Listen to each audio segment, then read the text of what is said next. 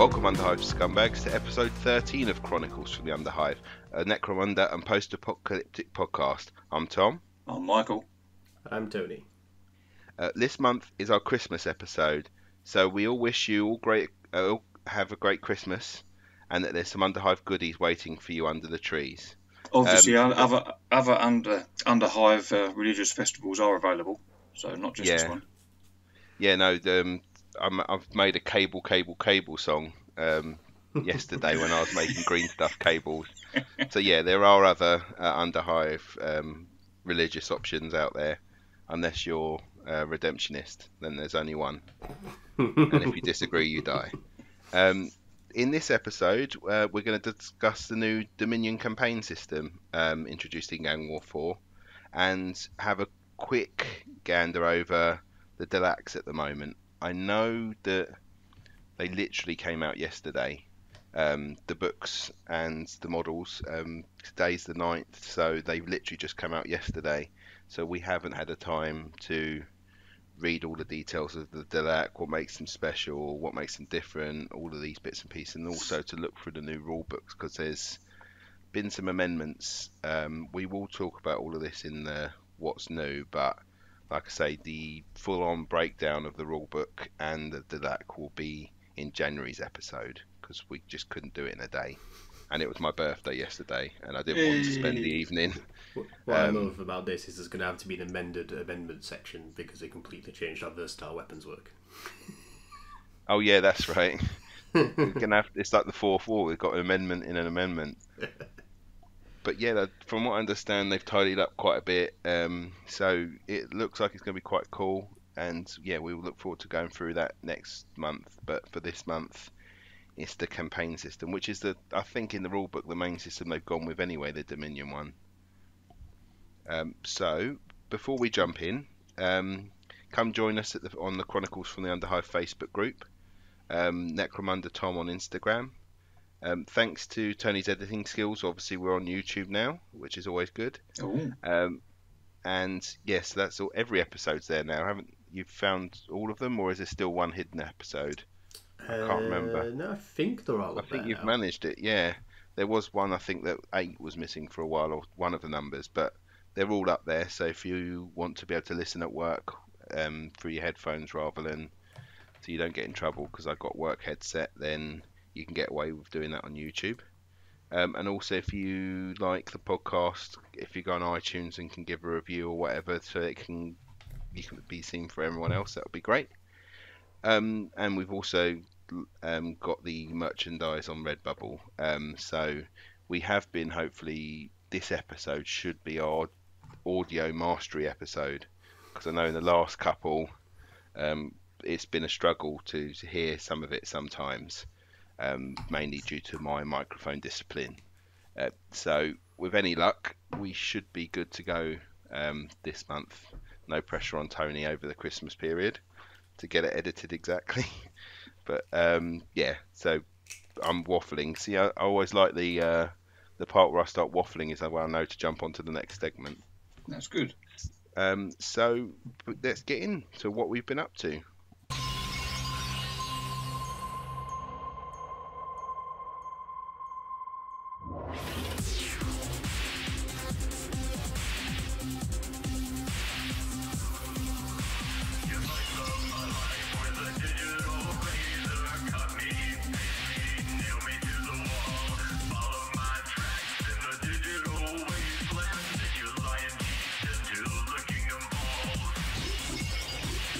Okay guys, welcome to segment 2, what we've been up to.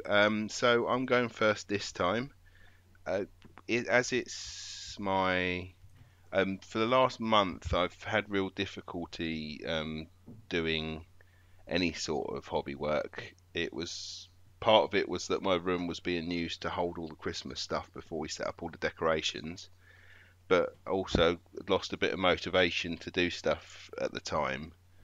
But now with the new rule books, the compendium of the gangs all together, I've got a new model for my Goliaths. I think where I'd been spreading myself doing lots and lots of different gangs all the time and not completing certain bits, it just felt like I didn't know which one I wanted to complete. But now where I played my Goliaths, which I'll talk about later on. I know that I want to kind of stick with my Goliaths, so I've been spending more time adding more details like chips on their armor. I've just got a new model, which is going to be the Brute, which I've started converting up yesterday. So yeah, I've got a bit more motivation to get going, and I've tried new techniques like crackle paint, the texture paint. I've been using that to put on the body so that where the cables are going into the body, it looks like the skin's cracking. I'll talk about a guy who I basically saw that idea from, who's just joined the Facebook group, so I'll talk about that near the end and the thank yous. But yeah, apart from that, I went to Warhammer World as well. Basically another podcast called the 2Ps podcast. I know I've spoken about that group in the past. They're more generalistic GW hobby things, but they do love Lord of the Rings especially. But they're a really nice group, and they basically said that they were going down and anyone's welcome. So I just said, okay, I'll meet you down there, and very welcoming, very just happy to chat. They were playing games, but they were also aware of other people being there and wanting to speak to them. But they were really nice guys, and I played a Necromunda game, my Goliath versus his Escher. It was his first, I think it was his pretty much first game.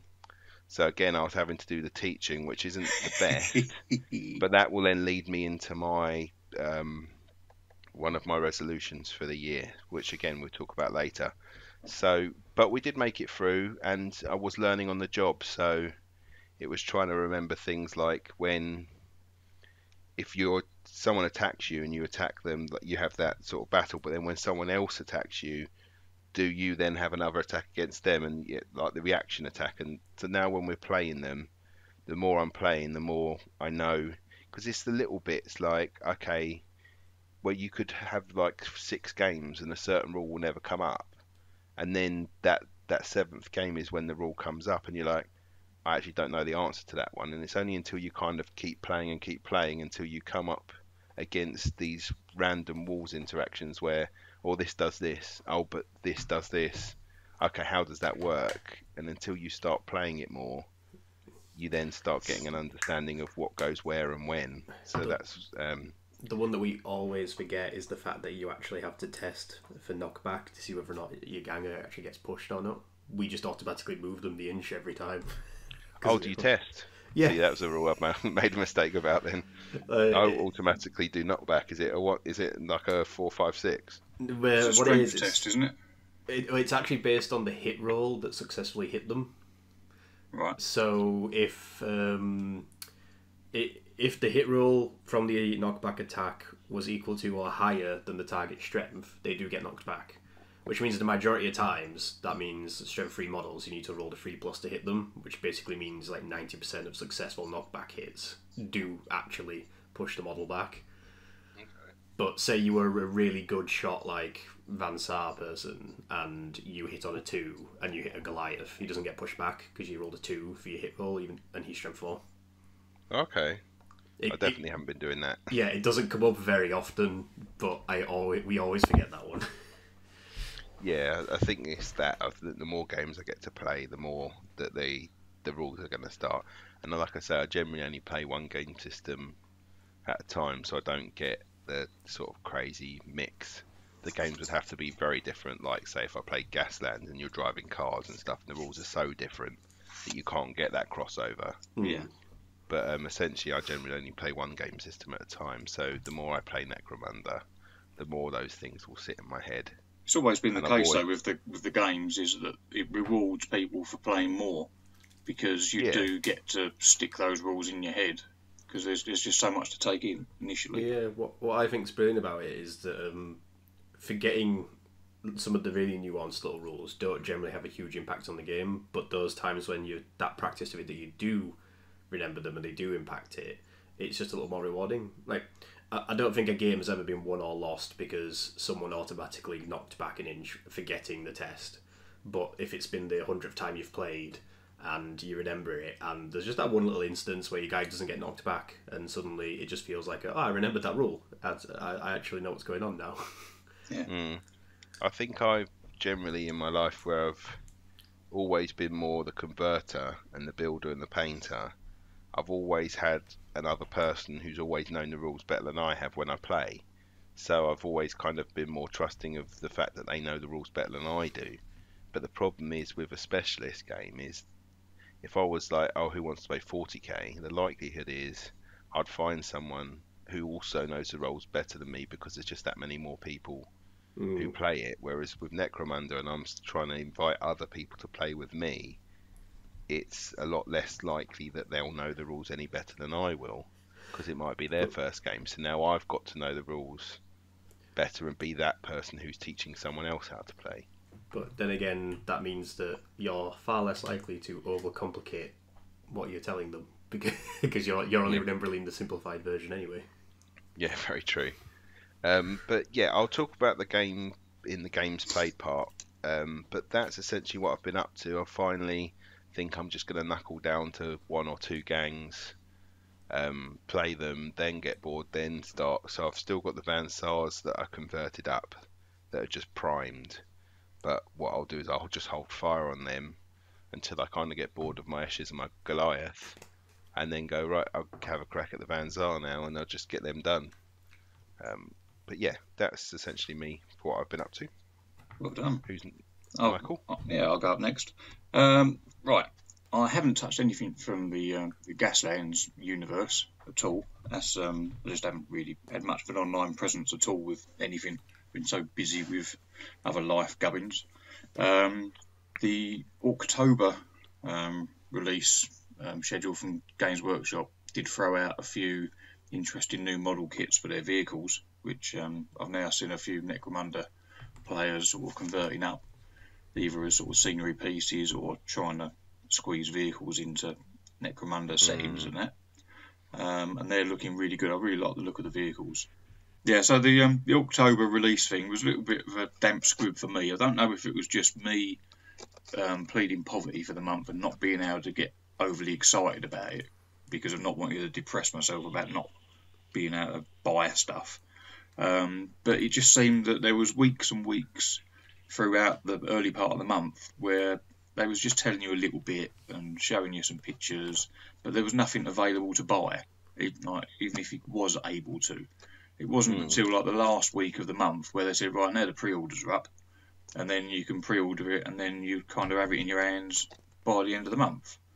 Whereas I think it would have been much more engaging if they'd sort of had a rumour and a release, or a pre-order, a rumour and a release, like each week for the month, to sort of try and sap people into paying something every week, rather than kind of saving it all up. Because without a definite confirmation of what things were going to be or the prices of things, you're kind of sitting there for a few weeks thinking, oh, do I want to dive in on this, do I not? And, you know, never quite knew where you was.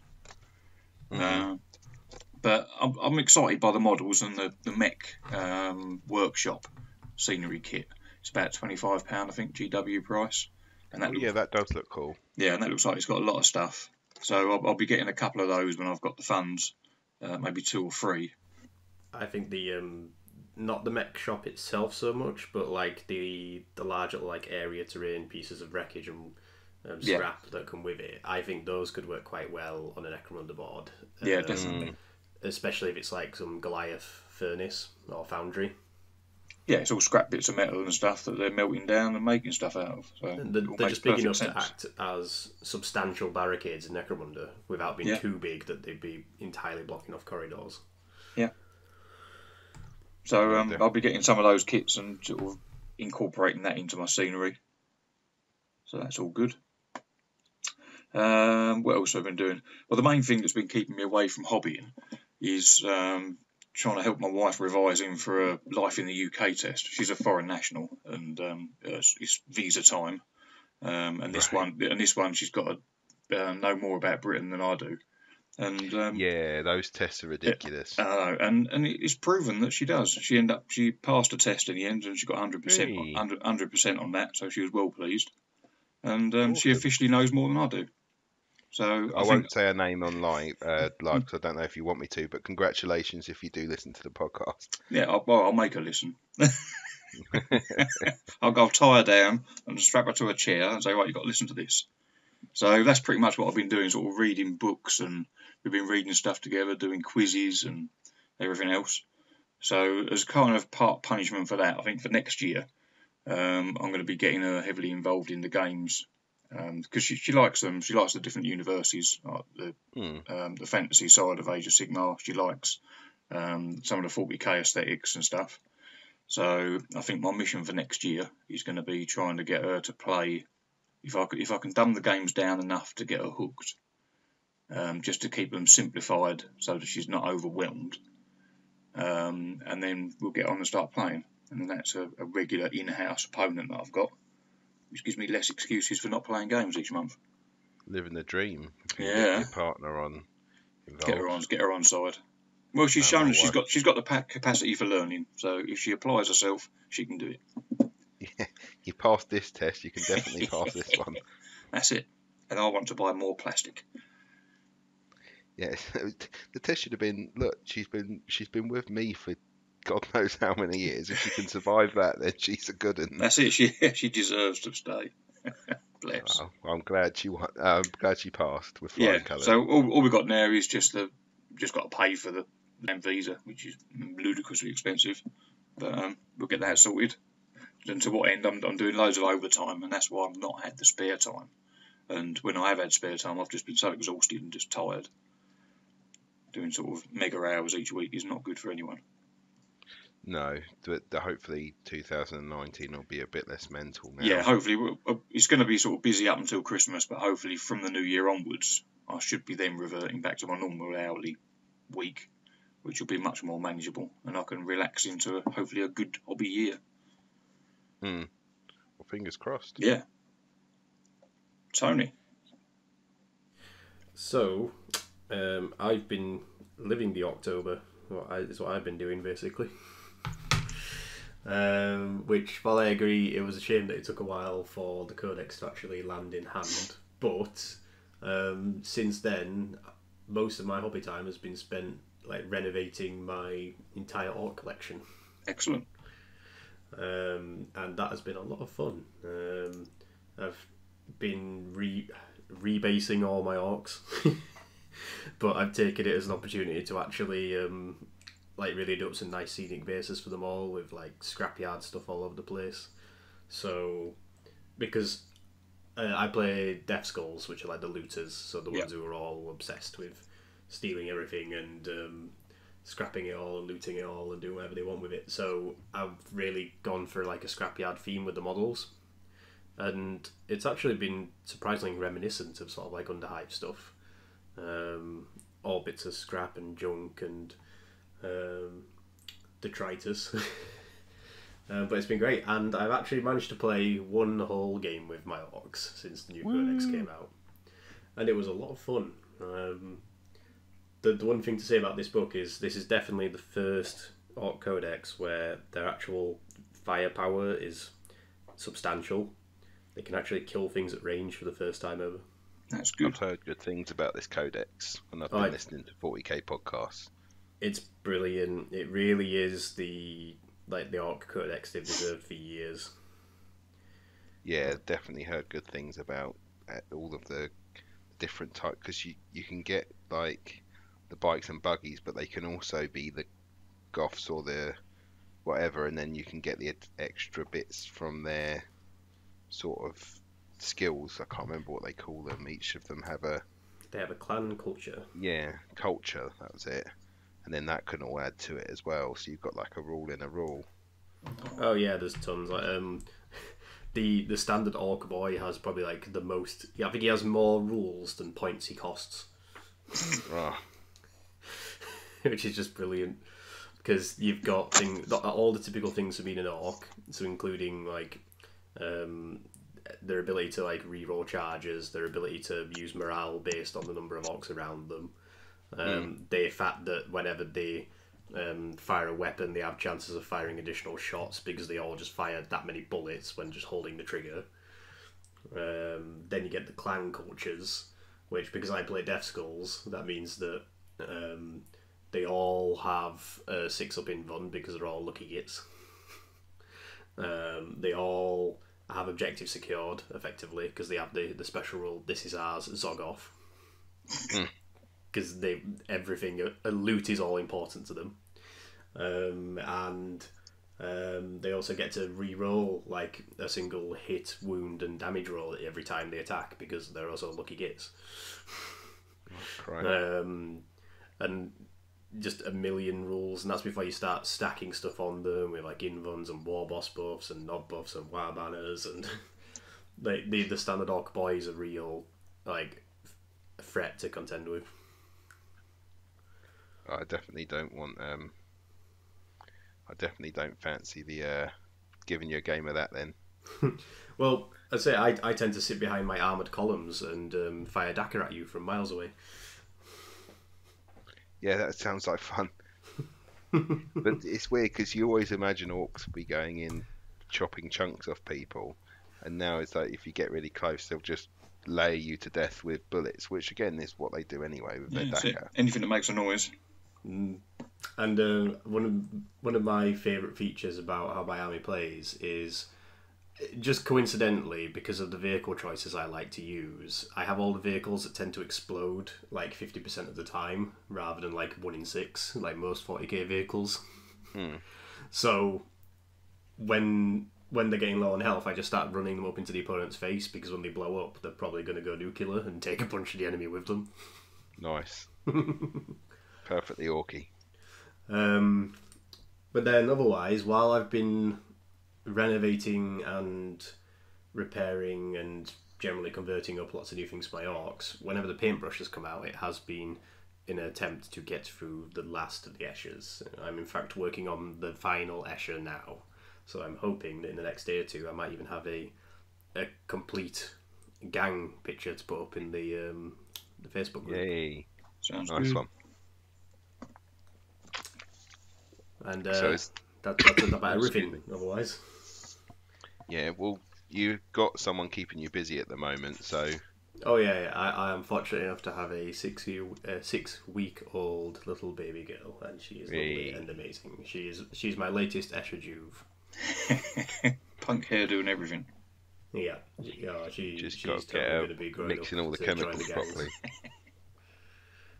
Get all the chemicals mixed right. Mm-hmm. But yeah, I'm loving it. It's great. Wicked. So you'll be more sleepy Tony from now on.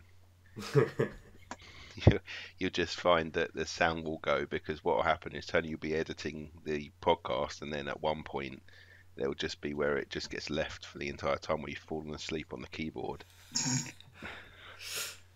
I'm sure I can stay awake. If Michael can manage it, so can I. Yeah.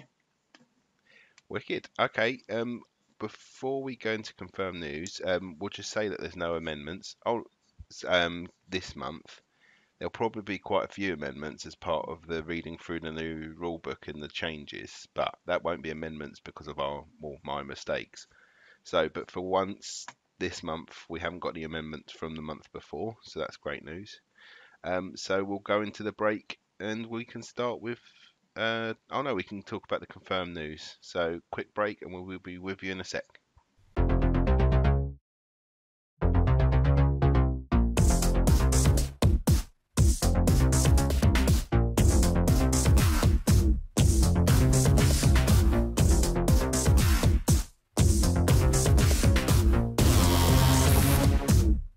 Okay guys, welcome back to Confirmed News. So the Dilac have just been released and they look awesome. Yeah. They remind me of, is it Underworld or some like the vampires in that? Yeah. Or, I know there's another film as well that people were saying it looked a bit like, but they're I do like spy-based. I do like the models. The only thing for me, I'm not gonna say they're horrible, but I think they're excellent models. And I appreciate the dusty, dirty look, but I think for me, I'm going to have to go full on gloss with their coats. I've just got, that's the way that I imagine them, sort of proper shiny Gestapo leather. Yeah, something like that. You're going shiny leather rather than the dusty, dirty. Yeah. The dusty, dirty looks good. Like, obviously, don't get me wrong, but what I want to get is the shine. See, I love the dirty duster look. I'd totally be going for the whole like covered in dust and grime and dirt look. Yeah. I think it might be because a lot of my other armies are like that. Because I'm such a lazy painter, I've literally put base colours on and then throw on a dirty wash over the top and then I'm done. Which then means that all of my models kind of have that dirty, dusty look. And I think I'm just trying to force myself to break away from that, I think. Yeah, it's definitely good to mix it up sometimes and try different things on different... there was... I want to try non-metallic metals for certain things and bits and pieces. And it's just each gang will have a slightly different... For me, we'll have something on there that I might try that I haven't tried on anything else. And that might be your one thing. It's like, well, I'm going to try some gloss now and see... what it looks for like my ashes, that was definitely the all the what do you call it, skin prints, animal prints. That's it. No, I've never painted like leopard skin or zebra stripes before, but I thought, you know what, I'm not going to shy away from it. I'm going to give it a good go. Yeah. Cool. And then obviously we got the rule book and the gangs all in their own compendiums now. For the people who, I mean, I know if it wasn't my birthday and I didn't have the option of getting those books, I probably would have kept with the single ones and just bought the White Dwarf and got the extra bit there. So there is obviously that ability to get that, and I think because what I liked was that because I don't like being forced to do anything, so I'll give you an example. So when I used to work at the children's centre, I used to have to dress up as like Santa or whatever. Like Easter Bunny, I've dressed up as a Dalek, and that's fine if the option is there. But if someone tells me I have to do something, then I want to do the exact opposite. So if someone says it's a fancy dress party, that'd be great because I can then just try whatever I want or build whatever I want. But if someone's like, oh, it's a pirate theme party and you all have to do this, or you have to wear white clothes, or so like, I can come to the party or I can't come. I won't come to the party, but I don't want to be forced into something. And I think I'm glad that they gave me the option of being able to get the Delac from the White Dwarf, so that I had the option of getting the books or keeping with what I've got and then getting the White Dwarf. I was also surprised about that. The fact that it was a separate little booklet that came with White Dwarf. When the rumours first came out about saying that it was just going to be in the White Dwarf, I was expecting it to be like the Chaos one and the Jinx Stealer Cult. It was just going to be like 3 or 4 pages in the book. But it's a separate little pamphlet, and I think that's a good way to appease the people, like you said, that don't want to go out and get the hardback books or whatever if they haven't got any interest, if they're still a bit salty about having bought these other books, which are not effectively redundant, but they've kind of been replaced, if you like. I essentially think they would have been redundant if you couldn't get the Delac from that magazine, because you're like, the only place you could have then got the Delac was those books, which means you had to buy the book, which meant that it then makes those other books redundant. Yeah, that's right. And that's what would have... Yeah, well, I think it's good. That's what would have bugged me. Yeah. And I'm glad that they did the option. And like I said, I got it for my birthday anyway. But I think if that was the only way to have done it, then I would have been annoyed. And I probably wouldn't have got the books and said, you know what, I can stuff the Delac. And when they release an FAQ, I'll get the rules that way.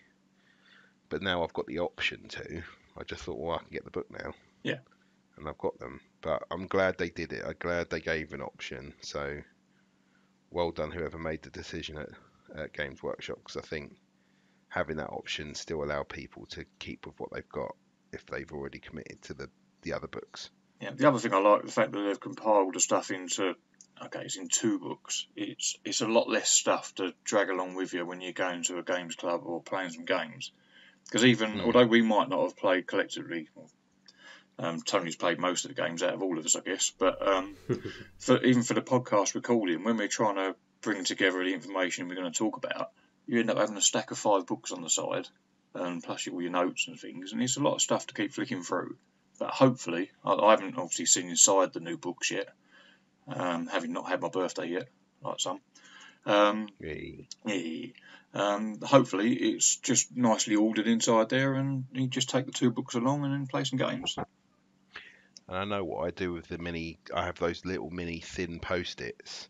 Yeah. I'll just whack them all the way through, just as like, this is where the deck is, this is where the Vansar is, this is where the weapons traits are, rules for movement, rules for this, and so I can easily just, when I know I do forget the rules, I can then go bang straight into it, and there they are. Yeah, but you only play one game at a time, don't you? So you only need to have reference to those, plus whatever rules for equipment and basic game rules that you frequently forget. So yeah, it's cool.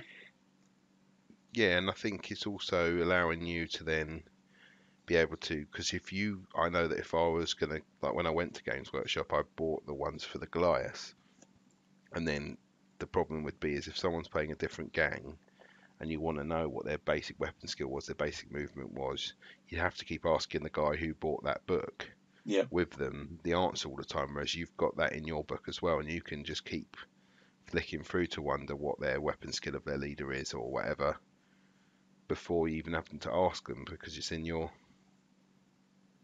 it's basically in the book. Have you got them yet, Tony, the books? I haven't got them yet, no. I'd say more a cash flow issue, but I'm hoping to have them in the new year, so I will have had my hands on the Dialac rules for next month's podcast, so I can draft up a theory gang. Cool. Which you'll no doubt accuse me of including all sorts of ridiculous mean tricks and board control. No. But then you wouldn't live up to the name of Board Control, which is your podcast name. Oh, just wait until I actually get a look at some of the things that Dialac are capable of doing, because they have some really sneaky tricks to confuse and displace your opponent's ability to engage you. Because the thing is, why did you pick this model? Well, I know I can convert it with this bit. Or why did you pick this gun? Oh, well, because I can fire it over there, which means that they can't move over there, which means they have to come this way, and then they have to do this. And then Michael, you would have like the squad with like multiple members in it, or the one time that you had a gang that was actually quite small. Yeah. What was that for? I can't remember. You went against type. Yeah, I can't remember now. So long. It's been like a whole year. Oh, yeah, the Venator, the bounty hunter gang. That's it. It was. But, yeah, I'm looking forward to the Dialac gang. I wasn't going to rush out and get them. Obviously, I haven't rushed out and got anything. But I do like the look of them. I do want to paint up a gang.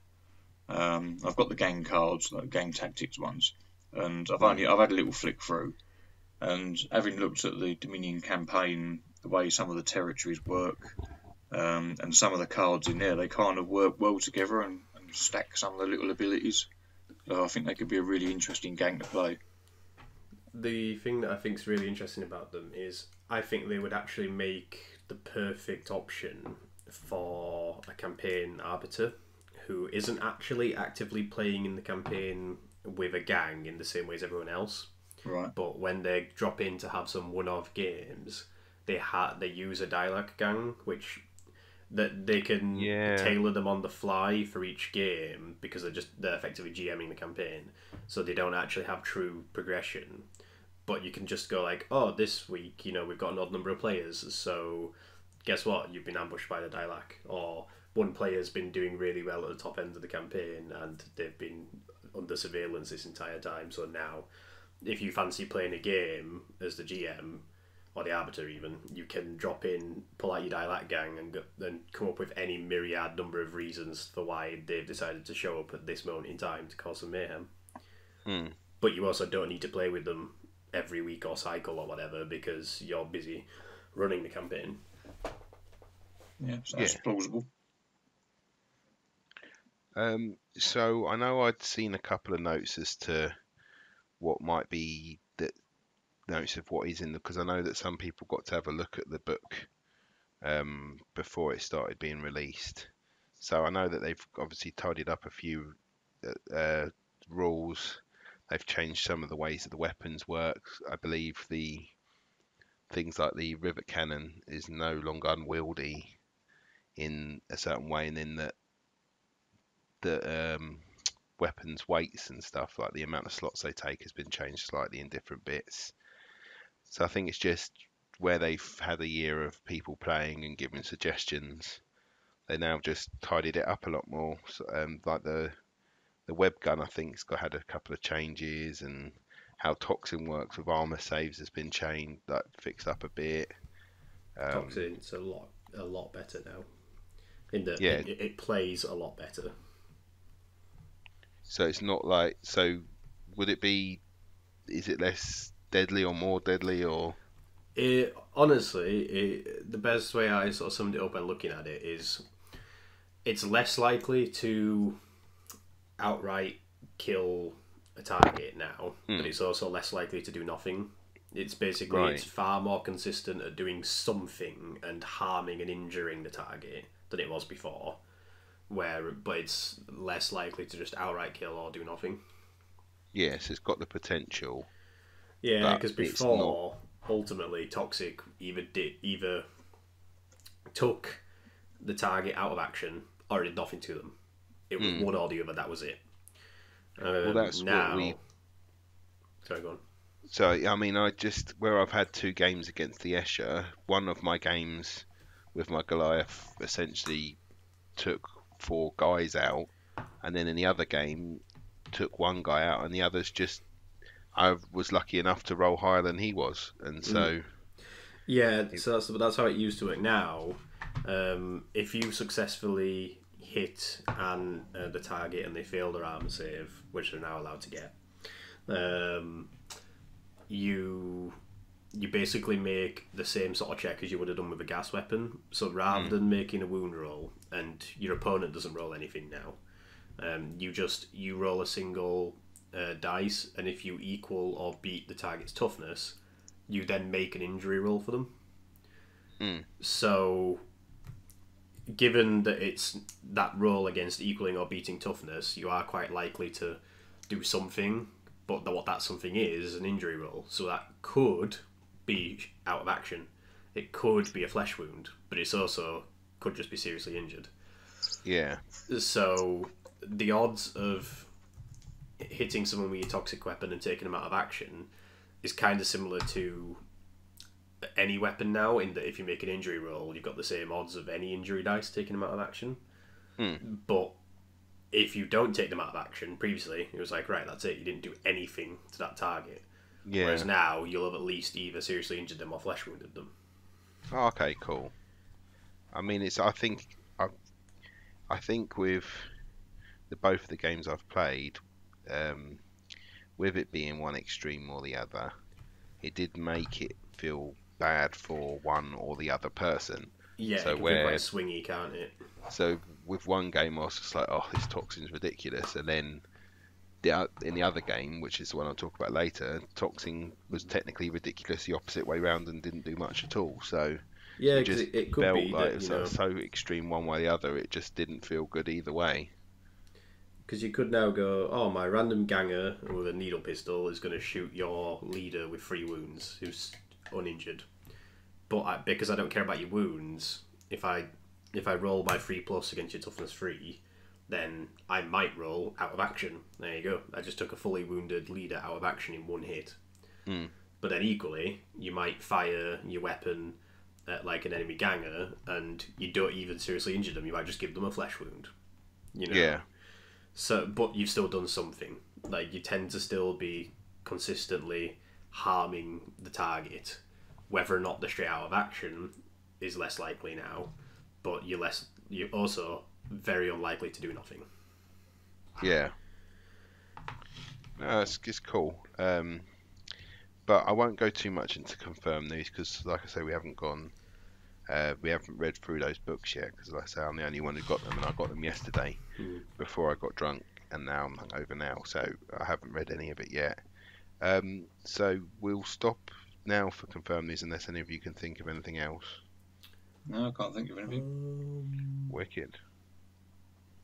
Okay, we'll make a stop here, and then we'll go into the showcase, which is fine. Thankfully, a lot more Tony and a lot less me. So we'll just have a quick break.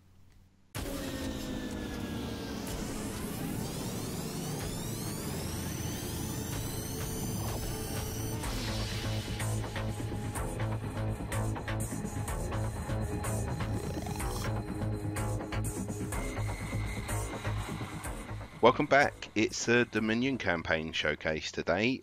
So we're going to start off with Michael, who's going to be doing the lore live. So makes a nice change.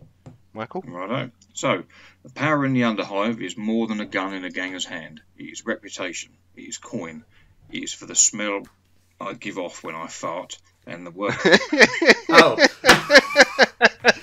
That's why I wanted you to read it live. Alright, I have to admit, Michael, that was not me. I didn't even see that myself. Amazing.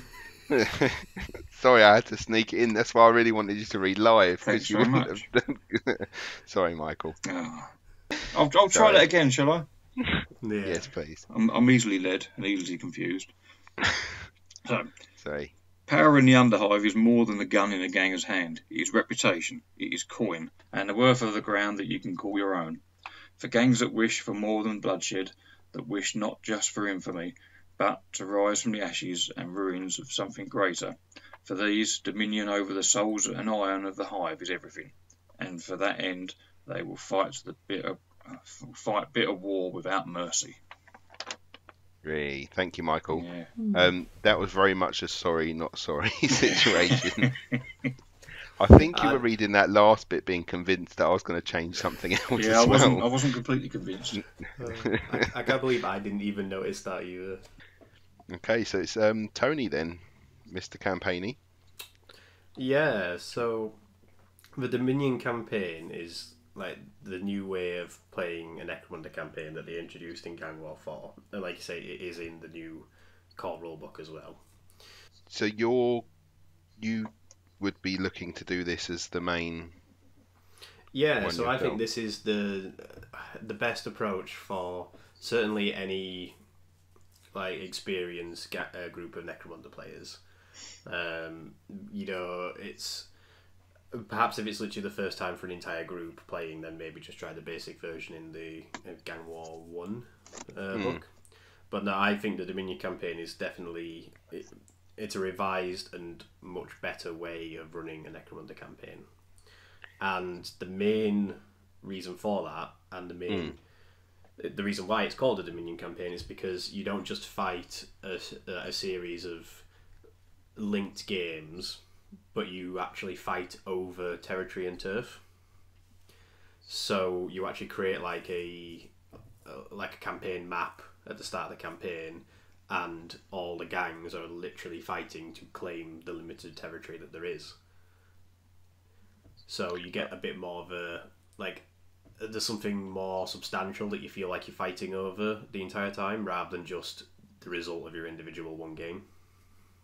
So with the original one, I mean, with this one, do you get more opportunity to actually have land in gang territories and stuff, and it's more tangible that you then take it from someone else? Definitely. Okay. That is the main sort of gist of it, or you feel like you're actually fighting over something and not just fighting for the sake of fighting. Yeah, the whole premise of it is that for each game, between the two players, you're fighting over a particular piece of turf, aren't you, or a particular piece of territory. There's something up for grabs. Yeah, which I find is the most innovative thing about gameplay in a Dominion campaign, and what actually creates the required incentive for a lot of the scenarios to actually work. Now, I know quite infamously in our playgroup, we found that the actual rewards for a lot of the campaign missions seem to incentivize just bottling very early on in missions a lot of the time, because if you bottle straight away, your opponent hasn't had the chance to achieve what they were trying to do, and then the reward payout just says, did the opponent achieve X, Y, or Z? Well, no, they had no time to do it. Well done, you win. So you would try and get something done as quickly as you can and then just run away straight after? No, whatever your opponent was trying to do, right, you'd just run away straight away, and then the rewards would simply ask, did your opponent manage to achieve their objectives? And you'd be like, well, no, I didn't give them a chance to. Oh, that's a bit lame. Yeah. Do you remember, Michael, very early on, I think it was in like episodes 2 or 3 or something, you said you'd played the loot cache mission. Yeah. And it felt really unrewarding at the end, because even though you'd done a load of... You'd managed... I can't remember which way around it was, but one of you had managed to injure a lot of the opponent and was, heading for the loot caches, but because you'd injured them all, they just fled. Yeah. And then because you hadn't actually taken any of the loot caches, you counted as losing. Yeah, that's right. There's a lot of the scenarios which actually they don't incentivize staying and fighting. Right. Yes, that seems a bit lame. You just... Because especially, I ended up playing 6 games today in the space of 3 hours, because all you did was run away from each one. You set up, you then ran away, and then you're like, nope, the other guy didn't do the thing, and then that's it. Yeah. Just silly little things like the ambush scenario was always very weird, because the objective of the ambush was for the defending gang in the centre to try and make it to the edges of the board and escape. But as soon as you get one person injured, your gang could just opt to bottle, in which case they magically disappear. When surely the whole point of the scenario is they're trying to escape already. It's not like they can just teleport away. They're actually trying to fight past the enemy to escape.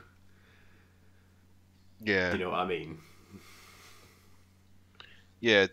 I was also just reading the campaign while talking, and I know my brain doesn't allow me to multitask. No. So, the long and short of all this is, in the Dominion campaign, there's actually a turf at stake in every game. So regardless of your mission rewards, whoever wins the game takes the turf that you are fighting over. There's an actual tangible reward to be fighting over every single game, rather than just some credits or rep in the actual mission rewards, which, while still helpful and obviously they're still an important asset in your gang development, every single game actually incentivizes trying to win the game, because if you don't, you're going to lose your gambling den, or you're going to lose your extra settlement or your furnace, or whatever, that, which in itself is providing something useful to the gang. So it's proper stakes where you will actually lose something each time. Yeah, and especially when some of the territories give you an actual buff as well. Like practically all of them do. Yeah, that's right. You get something special out of them. Yeah, so whereas you might be in a normal campaign, if you're playing a game where the reward or loss is a couple of creds, then you might opt to bottle because you don't want to fight against that Van Saar gang that's got all the good weapons, and you don't want to suffer the injuries because the reward is actually quite low, even if you do survive, even if you do win the game. Yeah. But if suddenly you're being challenged for that really valuable turf that you do not want to lose, you're going to fight that scenario, and you're going to fight it to actually try and win it. Because I've found a lot of players, or certainly is in my player group, when it gets to a point that your gang bottles, like either if they bottle involuntarily due to casualties, most people at that point then opt to bottle with the gang for the fight, so you then just leave the game and go, yeah, fine, you win, but I don't want to fight on because I'm on the losing side and I'm going to suffer heavy casualties. Which means the whole taking cool checks to actually hang around wasn't happening very often. Whereas now, actually getting to those tense moments where gangs are fighting to the bitter end because they do not want to lose their turf. So they're going to try and fight through the cool checks. They're going to try and beat the odds. And it's going to create for a lot more interesting and games, and certainly a lot more cooler moments. Oh, cool. I mean, anything that will... Because the difficulty is that if you're playing directly with really close friends, then the likelihood is that the people would probably try and stick around and play a decent length game and not just muck about straight away. But if you're playing in a gaming group where you may not know the other person very well, there's always a much higher percentage chance of that person scarpering. And also if, like, because I know someone I know is planning to do like a Necromunda sort of tournament sort of thing, where like for a day or a weekend where you play like 6 games and it's linked to a campaign. If the person could just run away every time, and so you'd never end up winning anything, because every time you played, if you were the person who got bonus points for did this person complete their task, you'd always have that person break away, because if you are wanting to win, that's what you'd do to win. You'd be like, well, I can get bonus points for just running away right now. Why wouldn't I? Because I don't really know you. The idea here was to come to win something, and the way I can do that is just by scarpering first point in the game. Whereas this, you don't get that option. Well, I mean, it's still an option, but you're forfeiting your turf. So there is true risk and reward to it. But anyway, so that's like the general overview of the concept. How it actually plays out a bit more mechanically then is divided up into a few different sort of sections. So the first of which is setting up the campaign. So as Michael mentioned earlier... I think it was off. It was probably off mic then, wasn't me? So might be worth reiterating. It's basically I've found that this setup seemed to be a lot less complicated than the previous one from the Gang War books. I must have read that through 3 or 4 times, and I found myself getting confused with the cycles and the timings of how long things are supposed to take and all the suggestions in that. And it took me a long time to get my head around it. Whereas this one, I've kind of read through it once, and I thought, oh, that's how it works. And it just seemed a lot more easier to digest. Yeah, and it is really quite simple. So to begin with, you generate like the map, as it were. So like, you know, the selection of turf that this gang war has been fought over. And to do that, you generate a number of territories based on the number of players that are going to be playing in the campaign.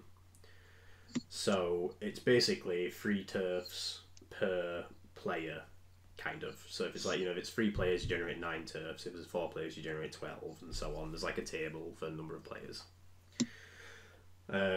So more players, bigger turfs, but it's all proportionally the same scale to begin with. Yeah. And then there are a selection of about 20 plus turfs that it can be, which all provide various different bonuses, and you're obviously not going to play with all 20 of them. You're going to play with however many you're drawing, which means that a lot of your Dominion campaigns will have a lot of variety as well. Yeah. Because in one campaign, it might all be about controlling this particular fighting pit. That might be like the key turf that's always getting fought over. But then you might play another Dominion campaign where there's no fighting pits, and instead everyone's fighting over the gambling den. Yeah. Does it have the? I've not seen the territories for the gambling den. Do you still lose if you roll the doubles for gaining? There's a few different things. Let me just find it. So one thing to mention is that you don't get the traditional special territories in a regular campaign, because instead you're fighting over these territories. So you wouldn't potentially have like a mine or a gambling den or whatever from when you steal a turf or when you gain a turf in a normal campaign. But there is a mine and a gambling den as like 2 of the turf options in the Dominion campaign. So like a gambling den, whilst the gang controls its territory, you add +1 to its reputation, and they actually take into a little bit of gameplay mechanics in this. So when you earn credits with your gambling den, the owner chooses a suit of cards. So, you know, diamonds, hearts, spades, or clubs. You then draw a card from a shuffled deck of playing cards that includes both the jokers. If they draw a card from a suit they chose, they earn income equal to the value of the card. So if you said a hearts card and you drew the 5 of hearts, you'd earn 50 credits. Nice. You'd earn 100 credits for a 10 and so on. Jacks, queens, king and ace are respectively 11, 12, 13, 14. If you draw a card from a suit of the same colour, the value is ×5. So if you'd said hearts and instead you drew a diamond, that's still a red suit, so you would gain 25 credits if you'd pulled a 10. Right. Yeah. If it's any other suit, you gain no income from the territory. So you've got a 50-50 chance of claiming some credits, and it'll be either ×5 or ×10. If, however, you draw a Joker, you must pay all of the income that you earned in that post-battle sequence to a random gang taking part in the campaign. Nice. As determined by the arbitrator, because they've obviously hit the jackpot at your gambling den, so you've actually Just had like to pay rolling out. doubles then. Yeah. Like in the old game. I'm going to have to change the ending of the podcast where I say, may you never roll doubles on your gambling den. I'm going to have to change it to this deck of card thing. And then, the interesting thing with all the turfs is about 50% of the turfs are affiliated, in particular, with a certain gang. So if you happen to be the gang who gets the extra special bonus or the enhanced boon from that territory and you own it, you get to do an additional thing. So, for example, the gambling den, the gang affiliated with it is a Dilac gang. So, if any gang holds a gambling den, they get to do that income roll or income draw from the deck. If you happen to be a Dilac gang who also controls a gambling den, in addition to doing the first thing, you can also do the enhanced boon, which is whilst the Dilac gang controls this territory, the gang adds +2 to its reputation. And special action, the Dilac player that controls this territory can nominate a single enemy fighter at the start of each battle. The Dilac have called in that fighter's debt, and in return for keeping all of their limbs intact, the fighter agrees to take no part in the coming battle, and the nominated fighter misses the battle. Wow, so it'd be good for all of the other gangs to make sure that the Dilac is the one that doesn't have that gambling den. Yeah, and that's what you fight over. Yeah. And then there's the same for all the gangs. So, for example, the Goliath,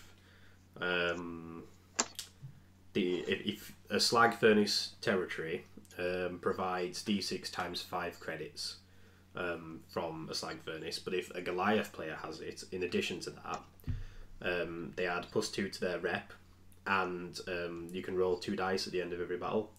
On a roll of a 6 on either dice, the Goliath gang may recruit a single Juve from the house list for free. But if both dice go up as a 6, the gang can recruit a ganger from the house list for free, because they're literally recruiting from the furnace. Straight from the furnace. Whereas like your Escher gang is not going to be interested in recruiting furnace workers. Oh, sweet. So there's 2 levels of every benefit you get from the turfs. So you can see why there's some real incentive to want to fight over these things. And why you don't want to give them up either. You know, a Goliath gang is going to fight much harder to keep its furnace than an Escher gang. But then equally, a Dilac gambling den is going to come under attack a lot because people don't want the Dilac player to have it. Yeah. No, it sounds really cool.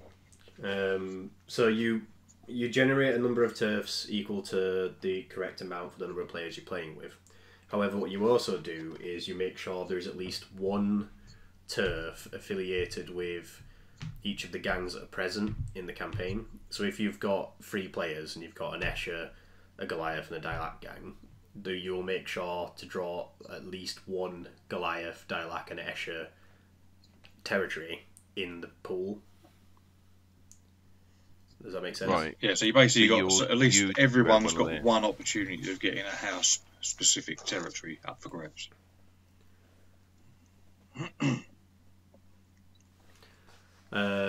So what you do then to actually sort of start off the campaign in the early stages, the campaign's broken down into 3 phases, which is occupation phase, downtime phase, and the takeover phase, which is in real time broken down into a 7-week period where it's 3 weeks occupation, 1 week downtime, 3 weeks takeover. And what that essentially means is occupation phase is here's all the map and here's all the territories that are unclaimed and everyone is scrabbling to claim them. Then downtime is when everyone sort of licks their wounds and recovers a bit. And then takeover phase is when, now that all the turfs have been claimed, people start fighting over them to take them away from each other.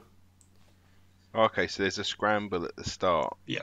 Yes. Where you're trying to get the stuff. Yeah, because the territories are either occupied by someone, or they're part of someone's gang, or they're unoccupied, So you're essentially fighting for the unoccupied ones to begin with, and then the ideal scenario is that by the end of the occupation phase, all of those territories are then claimed by somebody.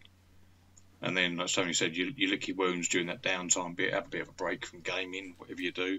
And then the takeover phase is all about trying to snatch those territories from rival gangs. Once you've worked out who shouldn't have what because of the bonuses they're getting from them. Yeah. But then obviously there's a lot of interesting counterplay in the occupation phase, because whilst everyone might want to go get the territories that help them, there's also an argument for deliberately going to try and snatch the territories that would be helpful to someone else, and you're just trying to deny them it. Yeah, but then knowing that at some point later in the campaign they're going to want to try and grab that off you. So you're just kind of putting off the inevitable, aren't you? You are going to be facing off against them over that territory. And then the core thing to explain as well is, in addition to all the generated unoccupied map, every gang starts with a settlement territory which can never be claimed from them. They can never lose it, and you never fight over it. That is literally representing the gang hideout. Yeah, so it means at the end you can always get something. Always has a settlement. Yeah, you can always get something at the end of the game, can't you? Like credit wise and so on. So a settlement provides the gang with D6 times 10 credits at the end of every game, and your gang gets +1 reputation, which is basically the reason why everyone starts on 1 rep, because you've always got a territory that provides you a +1.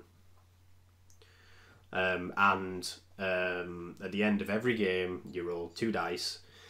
On a roll of a 6 on either dice, you can recruit a Juve for free from your house list, and on a roll of a double 6, you can recruit a ganger from your house list for free.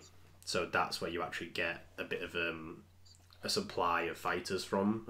It's fighters and credits, and it's only in small amounts, but it's enough to just keep your gang afloat. Well, also those ones can't get taken away, because a lot of the boons you get, some of the territories will allow you to add extra members to your gang, whether that's hangers-on or extra gangers and such. Yeah. But if you was to lose that territory, you then lose those additional models that were associated with it. But whereas, because this is your settlement territory, this is your home turf, you can't lose those extra ones that you gain. So they'll always be just added to your gang. So if you lose your territory, you'd lose the Juve that you may have rolled Not for that, because you don't lose your initial settlement territory. You will always keep that. So you're never fighting over your home turf as such. But if it's the Goliath furnace, because if it's a Goliath furnace and I've already rolled and got that Juve, and then I lost the furnace to the Escher say, I don't know if you'd lose the Juve that you've already rolled for. No, you don't lose anyone. What it is, you get anyone who you've recruited at any point, be it for free, stays with you indefinitely until they die or you fire them, which includes hangers-on. But the issue is the benefit. So, for example, as a territory that provides you with a free rogue doc, that's the benefit. Your gang gets to recruit a rogue doc for free. So, if you can recruit him for free. If he dies, or if he gets injured and he leaves the gang, it's fine, because you have a turf that lets you recruit one for free, so you can then just recruit a new one, if that makes sense. Yeah. So basically, while you hold that turf, you're always going to have a rogue doc, regardless of injuries, or if he fights, or if he gets killed. You're always going to have a free rogue doc. Okay. If you lose the territory, the rogue doc will stay with you until such time as he dies or leaves, at which point you can't then recruit him again for free, because you don't have the turf at that time. Oh, okay, that's cool. So no one ever gets stripped away from you by losing territory, but obviously you might lose your ability to recruit them again in the future for free. See, in my head, losing the rogue doc would say make sense, because the territory might have been his, and he might have his surgery, say, as that territory. So I'd understand if then someone else walked into that territory and said, now you'll be in the dock for us. I could see why the dock would go from one to the other. But if the furnace one, if you've allowed someone to come and become a Juve in your gang now, it's not as if the Escher are like, right, well, we're recalling every member of the workforce back to the furnace now because we own it. You've got to come back now because you're contracted to us. I could see how the Juve would stay with the gang, but the Doc would stay with the territory because that's his territory in theory. Well, just someone else has muscled in and said, we're in control now, you're going to look after our stuff. That's how in my head. That's a nice fair way of ruling it as a campaign arbiter if you want. There's no reason why you can't say that. It's like, as written, all the Rogue Doc shop says is the territory grants the following boon. The gang may recruit a Rogue Doc hanger-on for free. Yeah, you know, and it doesn't say that it goes to the next person once they just have the opportunity now to get a Rogue Doc for free. And if yours ends up getting killed, injured, or leaves, then you can't recruit a new one for free because you don't have the turf. But either way, isn't it? Either way, you know, I don't think either one's a particular big shame. I mean, I suppose in a way, would you be trusting of a doc who just keeps flipping Alliance all the time? Depends. I mean, if I've opened a doctor's surgery and each time I open up the morning, a new gang says that they're the boss, I'll just be like, fine, just send your injured people here. I'll fix up whoever. You guys can just fight over my surgery if you like, but I'll just carry on stitching people up. So that's a occupation. Everyone sort of like plays for games over the empty turfs. You cannot opt to fight over an occupied turf while there are still some unoccupied turfs. Okay, so while there's still gaps, you can't take other people's stuff. Yep. No, but as soon as all the turfs are claimed, that can advance the campaign to the downtime step. So if it only took a week because everyone was really getting in lots of games, then it only takes a week to occupy everything, and then you can extend your takeover phase by 2 weeks. You know, if you still want to stick to your 7-week schedule. Is there a potential for one person to play lots of games against lots of people once and get lots of territory? An arguably, yes. Right. This is the one thing that I do think is a little off, and you might need to introduce a bit of an organisation within your own group how you want to do it. Because technically all that happens is when you say, right, this week is week 1, all that happens is players just challenge each other to games. Right. Which is a little odd to me initially in occupation phase, because say I want to claim a chem shop for my Esches. Well, I'll challenge your Goliaths to fight for it. Now, I've challenged you, so I'm the attacker in the scenario, you're the defender in the scenario, and whoever wins gets the chem shop. So, if you win, you get the chem shop. But what you might have actually wanted to do is you wanted to challenge someone for the furnace. But while we've been playing our game 1, there's 2 other players, say Michael's challenged someone else, and he's playing the Goliath gang, and they wanted to go for the furnace. So now, 2 games have been played, the furnace has been claimed, but you, Tom, you never actually got the opportunity to make a move on that furnace, if that makes sense. Right.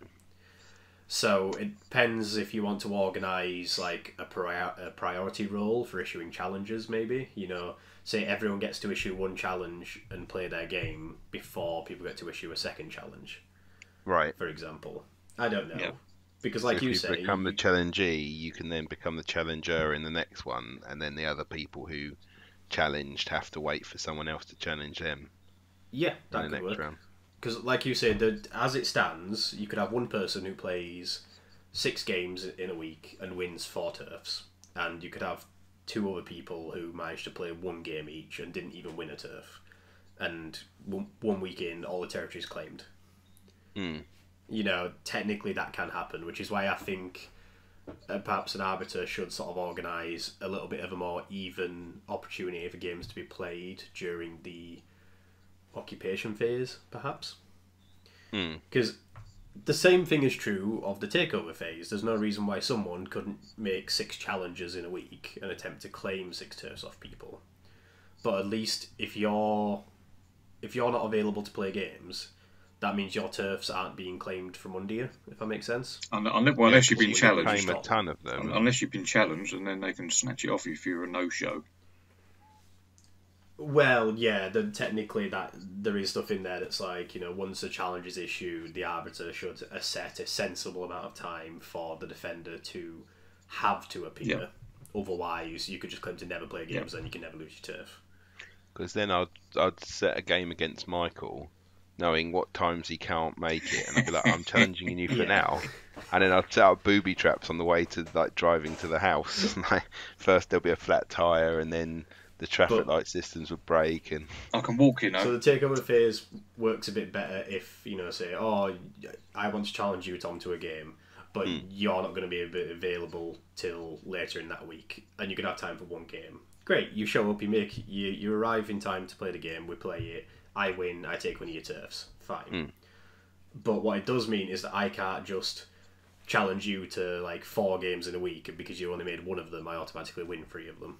Yeah, and I think that's why it needs to have the arbitrator sort of running the campaign, isn't it? Just to keep a lid on anything like that, and just to try and bring some semblance of fair. Try and make it be a bit more fair. Yeah, I think so.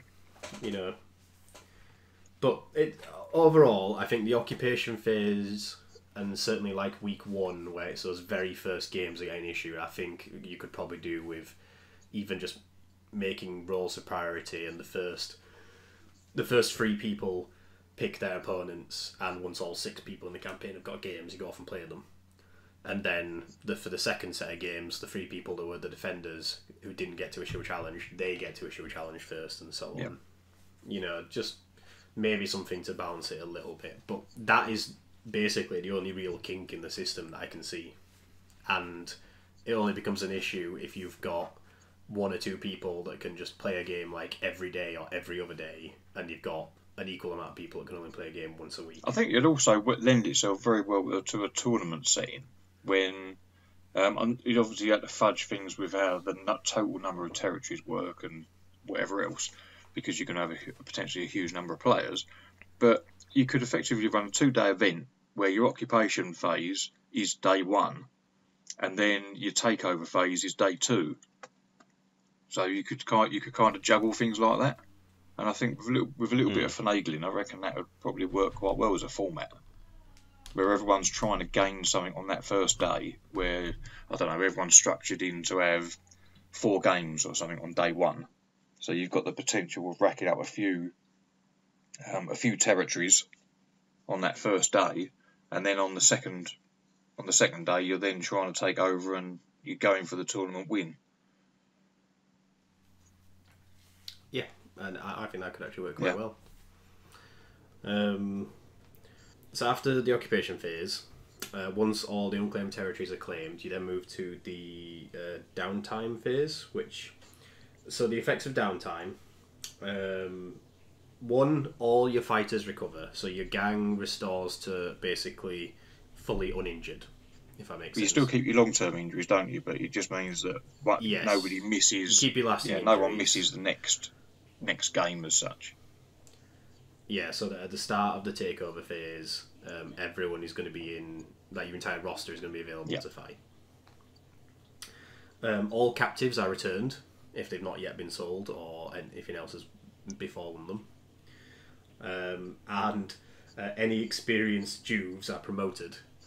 So that's the one where if you've earned enough level ups of a Juve, they can actually become a champion at that point. And fresh recruitment. So what happens is during the downtime phase, all the gangs are given an additional 250 credits to spend on, gang lists, hangers on, and gang weaponry. So basically, you can't go to the trading post of it, but you're given 250 creds of like reinforcements, as it were. So you've got some real potential to spice up your gang with lots of different things like brutes and hangers-on and all of that, and it's not just going to be so gangery, it's going to be... Yeah. You can get the exotic weapons and different bits and pieces that are available at the trading post. You will feel a real difference between the occupation phase, where everyone is scrabbling with their basic gangers just to get people in turf and holding it, versus the takeover phase, where everyone's going to be bringing out the big guns to actually try and brawl over these territories. That's really cool. Yeah, I think it's a good learning way as well, because the rules are relatively simple for that occupation phase, because you're just kind of playing the base game, aren't you? With a couple of added rules for flavour from the territories, and then after that downtime period, when you're in that takeover phase, like you say, you've got that potential of throwing in all of the extra peripheral models and extra rules and more equipment and stuff like that. So hopefully by that point the players are up to speed with the rules, and you can start enjoying all the fun stuff. Yep. And then the one thing that is quite nice as well is there is the option for some side battles during the downtime phase. So, you know, if it's a week where, you know, people are recovering, and it provides an opportunity for some people to, you know, miss a week at the gaming club if they've, you know, just need a week to catch up on some other stuff in life or whatever. But for those people who still want to play a game every week, you can play some side battles, which basically is a good opportunity for the arbiter to do some of the fancy arbitrated scenarios. So stuff like, you know, pit fights or gang moots or possibly a beast extermination scenario. Something a bit more interesting and different. But the side battles, they do not reward any income, credits, reputation, and you can't gain or lose turfs. The only thing that you get is experience and injuries. So that when it comes into the takeover phase, there still hasn't been changes since occupation, if that makes sense. Yeah, so people play, they just run the risk of having someone injured or picking up a lasting injury, don't they? But you can gain experience with your gangers. So there's no gang advancement during downtime because you can't earn credits, rep or turf. But you can earn experience and injuries. Yeah. So it's a nice opportunity to break the two halves of the campaign up with a nice big scenic battle or a big narrative fight. And then the takeover phase plays out pretty much as like your standard games, but everyone's got lots of turfs giving them lots of boons now. And everyone is going to be, every single game will be someone either gaining or losing control of a turf. Because like in occupation phase, if you lose, you don't lose anything, you just don't gain anything. But in takeover, if you lose something. So after you've played your occupation, your downtime, and you get to the end of the takeover phase, you actually have the end of the campaign, which is a little different in this one, and I think works brilliantly to actually incentivize people playing games. You know, it doesn't feel like one person just gets ahead and there's no point. It still feels quite, there's always something to fight for. Yeah, it's not a winner takes all, is it? It's not like this is the winner of the campaign, because they've divided it up into the different triumphs. That's right. So at the end of the campaign, rather than just saying X person won the campaign, well done them, tough luck everyone else, there's a bunch of triumphs which are awarded out to the various gangs who achieved them at the end of the campaign. So there's actually like 5 major accolades to be fighting over throughout the duration of the campaign, which are Dominator, the gang who claim the most territories at the end of the campaign. But then there's also the Slaughterer triumph, so most enemy fighters taken out of action across the whole campaign. Yeah, so it's a bit of bookkeeping for the arbitrator, but that's what their role is, isn't it? After each of the games, once people report in their results, they can keep all these stats on record, ready to come up with who has won these triumphs. Yeah, so at the end of every game, you do need to report to your arbiter like the following bits of information. Yep. So obviously updates on territory, you know, who has lost and gained turf. The number of enemy fighters taken out of action by both gangs, so they can add to the running total for the campaign. There is also then the Creditor Triumph, which is largest wealth at the end of the campaign, which is not just what's in your stash, but essentially it's like it's your gang value, because it's the value of all your fighters, all their equipment, and everything in your stash. Yeah. So whoever's richest at the end of the campaign. The Warmonger Triumph, most battles fought across the whole campaign. So even if you did terrible in all of them, if you've just been out there getting stuck in the most, you do actually win an award at the end. Okay. I could win that. And then finally, Power Broker, the highest reputation at the end of the campaign. So you might not be the wealthiest, you might not have the most land, but you certainly have the say on what goes on in this part of the hive. Nice.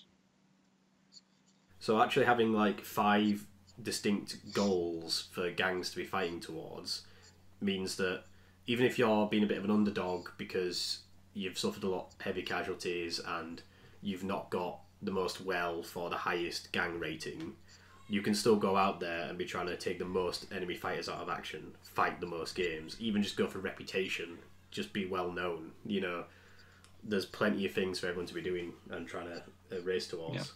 Yeah. Mm. And what's fun is you might end up with a bit of rivalry between 2 gangs. Like you might have 2 gangs who are in the middle of the pack, but if they're also the 2 gangs that have fought the most battles, they're going to be going out of their way to try and outdo each other. Yeah, get that award. Yeah, and I think the arbitrator's job really should be to try and find those things amongst the stats, isn't it? If they spot that there is 2 gangs that are in the running for one of these triumphs, then they want to be gearing them up a little bit to try and get them focused on that. So then that's how the end of the campaign plays out. So you know you've had your setup, your occupation, your downtime, your takeover, and all your rewards at the end. But there is some minor but important differences to the pre and post game sequences for individual games. So they play out mostly like any other game of Necromunda. So you determine scenario, you select your crew for the game based on the scenario. You check for captives at the end of a game. You can sell to the guilders. You can go to the trading post. All this sort of usual stuff. But the slight tweaks, and one of the key ones, is that in a Dominion campaign, in post-battle sequences, you do not have the work the turf action. It doesn't exist. Okay. So you don't send your leaders or your champions to go earn credits, from working your turfs. Mm. Because, in theory, the turfs themselves are providing the income because of their own turf bonuses. That's where you get your influx of credits from. So then they'll be going to the trading post instead. Yes, but one of the things it actually means in gameplay terms is that it means you can be a bit more gun-ho with your champions in game, because if you have a champion go out of action in a normal campaign, not only is that potentially a pain for the champion, but it also means you're losing out on credits because they're not available to work your turf at the end of the game. Right. Whereas that's not an issue in a Dominion campaign. Like we've found in the past that champions would be rather shy about getting stuck in, because they weren't afraid about making an injury roll against them, but it was more the fact that they wanted to hang back and just earn credits for the gang, post battle. Yeah, so you'd be like, oh, the champion would be standing around going, I do want to fight, I do want to swing, but then I wouldn't be able to go and get some money for you guys later. That's the only reason I don't want to get hit in the face with that giant hammer. They'd be talking to their gang. We found that a lot of the time, leaders and champions would actually be sort of hanging back and avoiding getting stuck in, not because they were bothered about going into recovery, but because going into recovery meant you were losing D6 credits for your gang post-game, which was more of an issue than your champion, being a little beaten up. Yeah. So that doesn't happen in Dominion campaigns, because the only thing that your champion is good for post-game is escorting someone who's injured to the doctor, or providing +1 to the rarity value if you go to the trading post. Which, they're useful, but they're not a huge thing to miss out on if your champion was busy doing useful stuff in game instead and got himself injured. But he took a load of enemy gangers out in the process and therefore won you the game, winning you the turf. Yeah. See, I don't plan ahead. I always just launch my gang champions and leaders straight out. I don't even think about what. Yeah, I don't even think about what happened at the end of the game. We're like, oh yeah, I can't get any money. And then the other one, the other big thing for how Dominion campaigns work is at the end of every battle, that's when you roll or generate all the boons and incomes from all your turfs. Okay. So, unlike in a normal campaign where Michael said he was sort of a bit thrown off by like the cycles concept, which is where you would earn your income, instead it's just part of every post-game sequence. Yep.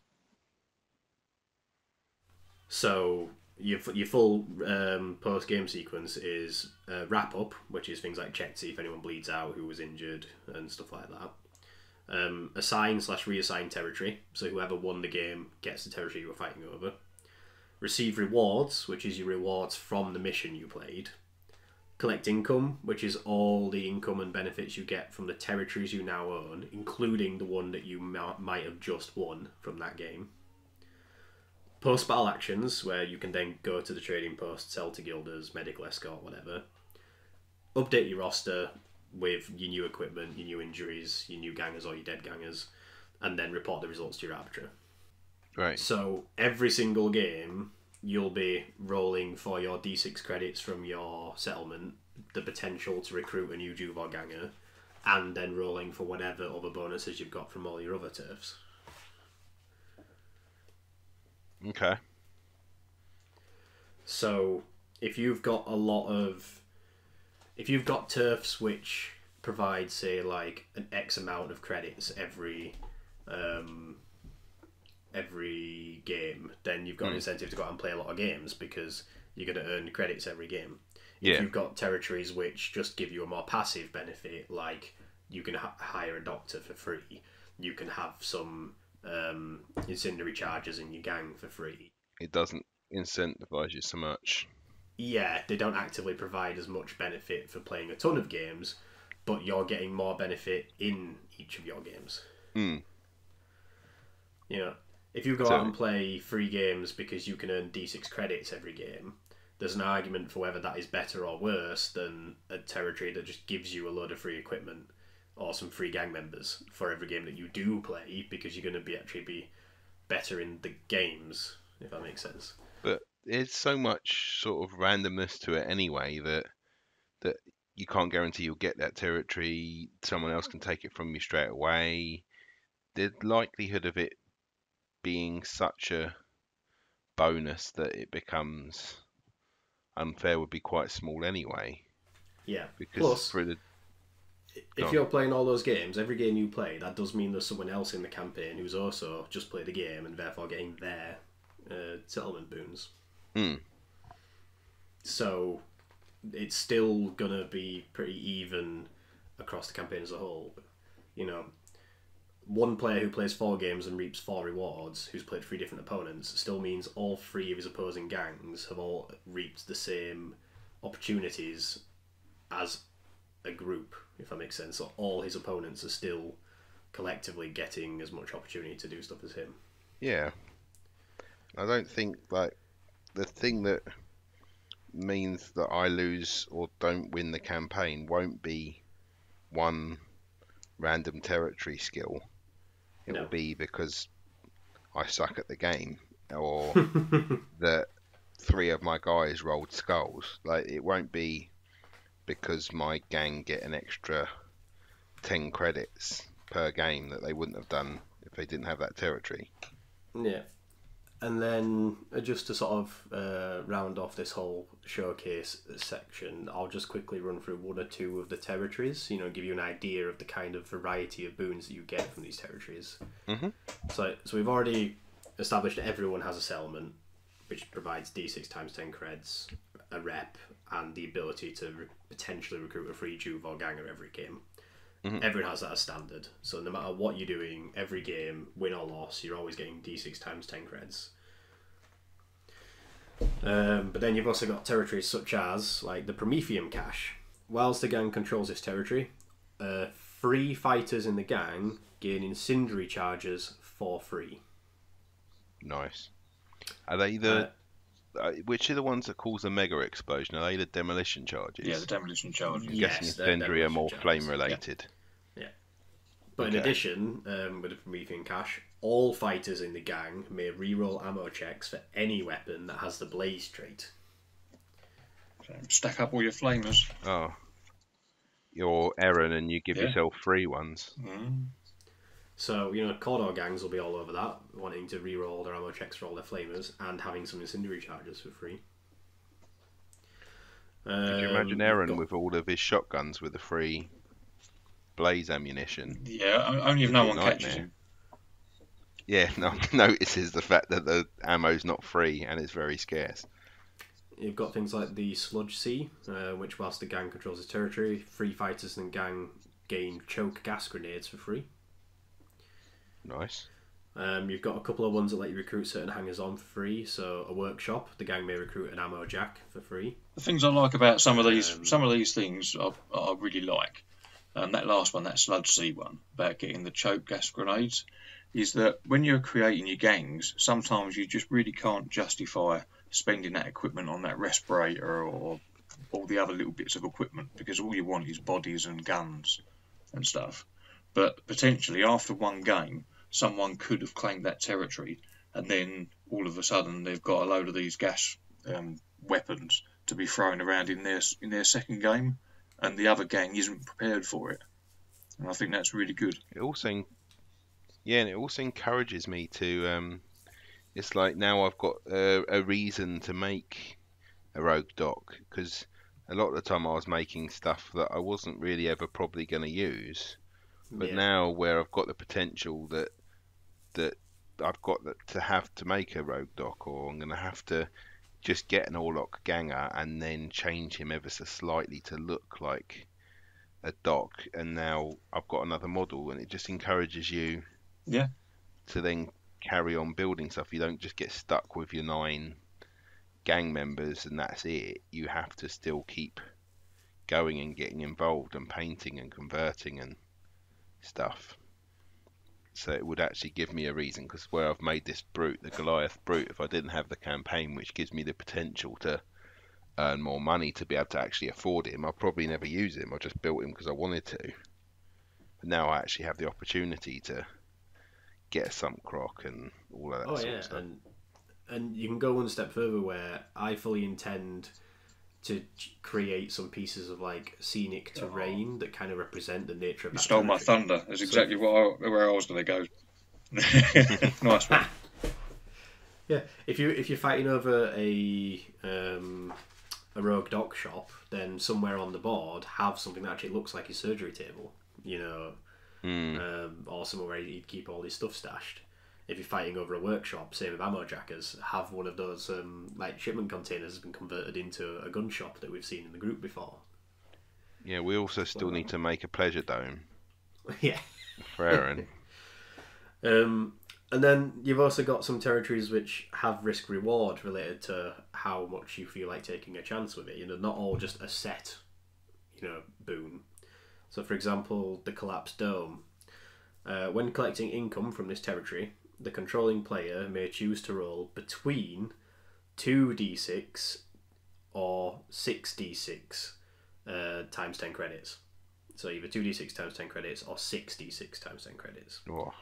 However, if a double is rolled, then no income is generated and a random fighter from the gang suffers a lasting injury. So any double, yes, really. So you need to, if you're rolling 6 dice, you need to get a 1, 2, 3, 4, 5, and 6. Can be done. It's like a last chance saloon thing, though. If you've got a gang that's really badly crippled and you're just not feeling it in the campaign, and you feel like you're just there to make up the numbers, you think, you know what? What the hell? Let's just give it a go. Roll them dice. See what happens.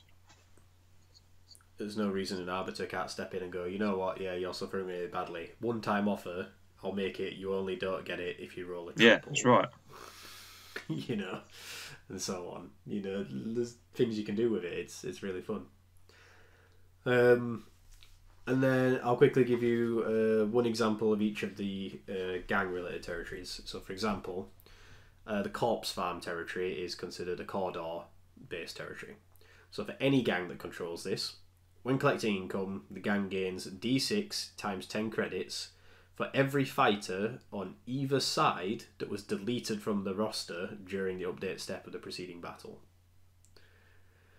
So for every fighter from either gang that is actually legitimately permanently dead at the end of the game, you gain D6 times 10 credits, because you literally take their corpse to the corpse farm and sell it. Nice. The enhanced boon, however, if this territory is controlled by a Cawdor gang, they gain the following boons. Whilst they control this territory, they add +1 to their reputation. When collecting income, the gang gains 2d6 times credits for every fighter on either side that was deleted from the roster during the update. Oh, wow. Lots of money. So 2d6 instead of d6 in that case. And then you go for large, multiple, cheap guys. Get your own guys killed and turn them into credits. It's like cashforbodies.com or something. Here's my 20 whatever the state of your body, we'll give you cash. Your team or theirs, we take anybody. See, I'm going to have to start making Necromunda adverts, aren't I? Cashforbodies.com.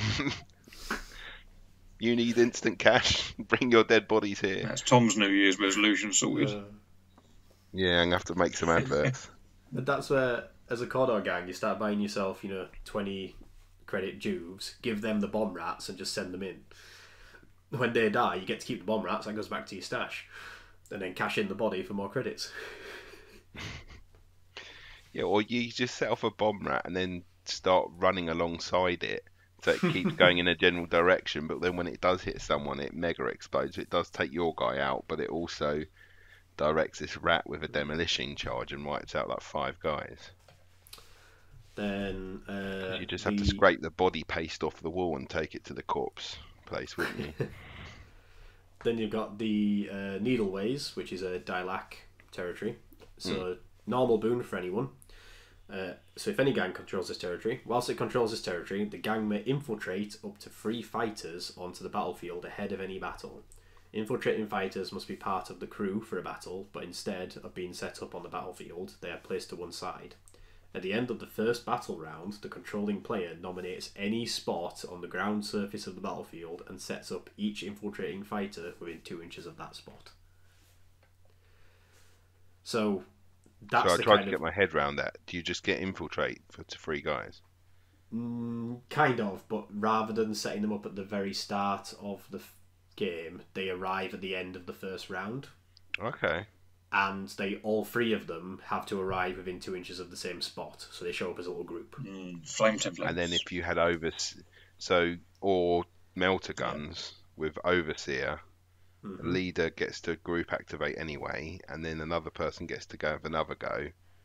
That could be very horrible very quickly. You could end the game pretty fast. Yeah, wait till you see the little tactics cards that come along with Dilac as well. Because they could go they could go anywhere because they've got to infiltrate as long as they're out of sight. So then you could bring 3 melter guns that fire once each, and then one gets to fire another time with overseer. If they're all within the melter range, all you've got to do is hit and they're instantly out of action.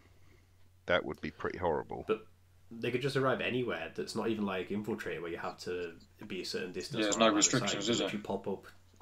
Oh, there's no restrictions. You can pop up next to someone with that's horrible. combat-based. And that's even without the enhanced boon. Goliath. It gets better. Oh yeah.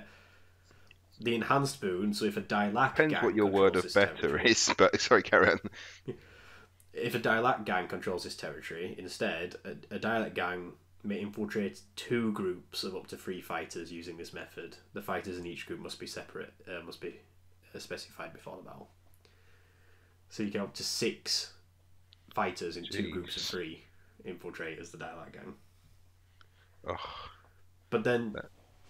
But that's the whole idea of them, isn't it? Yeah.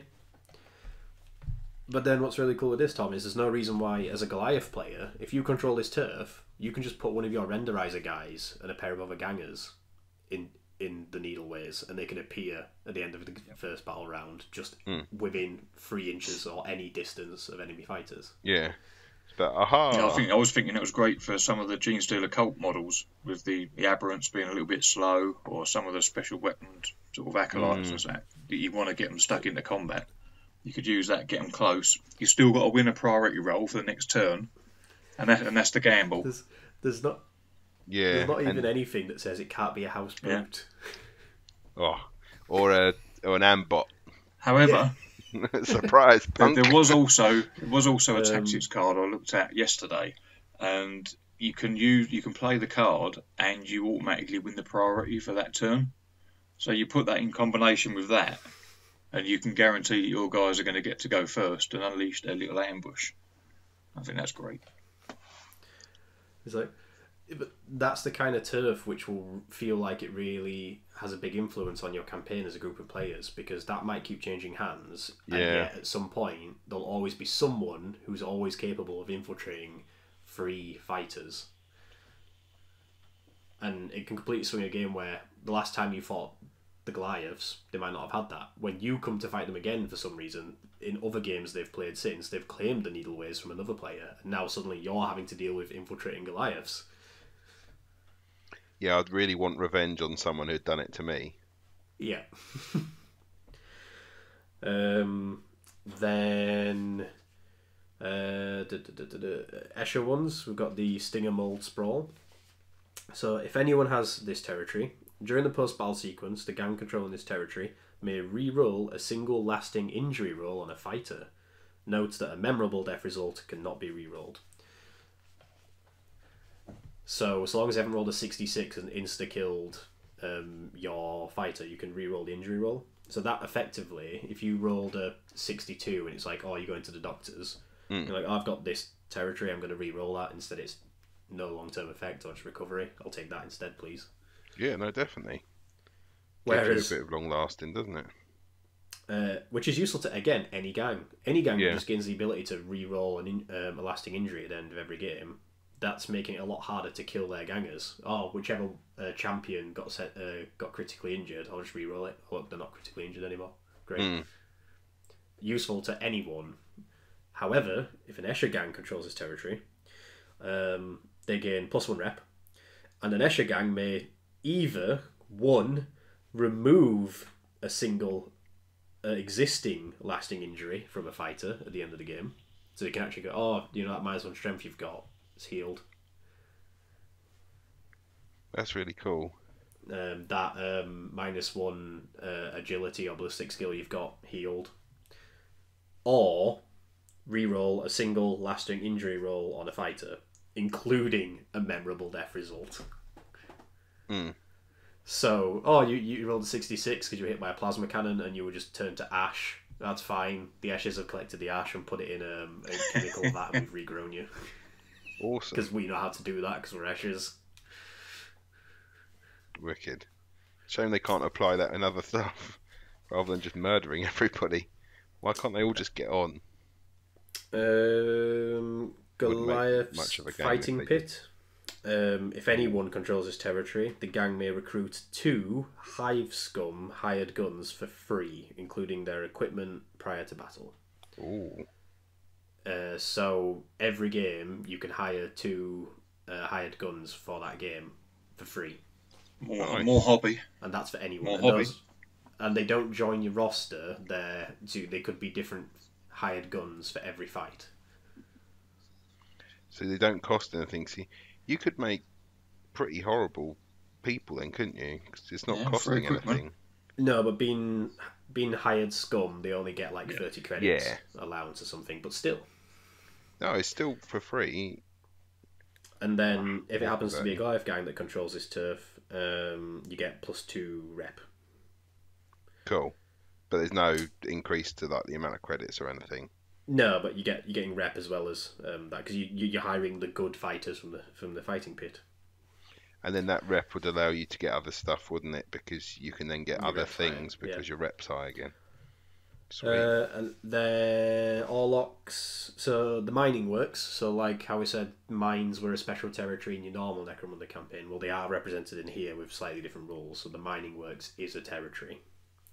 So if any gang controls a mining works, the gang earns D6 times 10 creds when collecting income. The gang may set captured fighters to work in the mines rather than selling them to the guilders. For every captive working the mine, roll an additional D6 income. if the territory changes control, all the captives remain working in the mine because they're still down the mine. Just the fact that the bosses up top have changed doesn't mean that they're getting out of the mine. However, a captive sent to the mines may not subsequently be sold to the guild. While a captive is working the mine, their gang may attempt a rescue mission at any time as normal. Now, it doesn't explicitly say it, but I would assume that, like most arbiters would rule, that if, say, you, Tom, have the mines and you've got my Escher gang working down there, then I come over and I take the mines off you, I could reclaim my captive because I'll just let them out of the mine. You know, I own it now. It makes sense.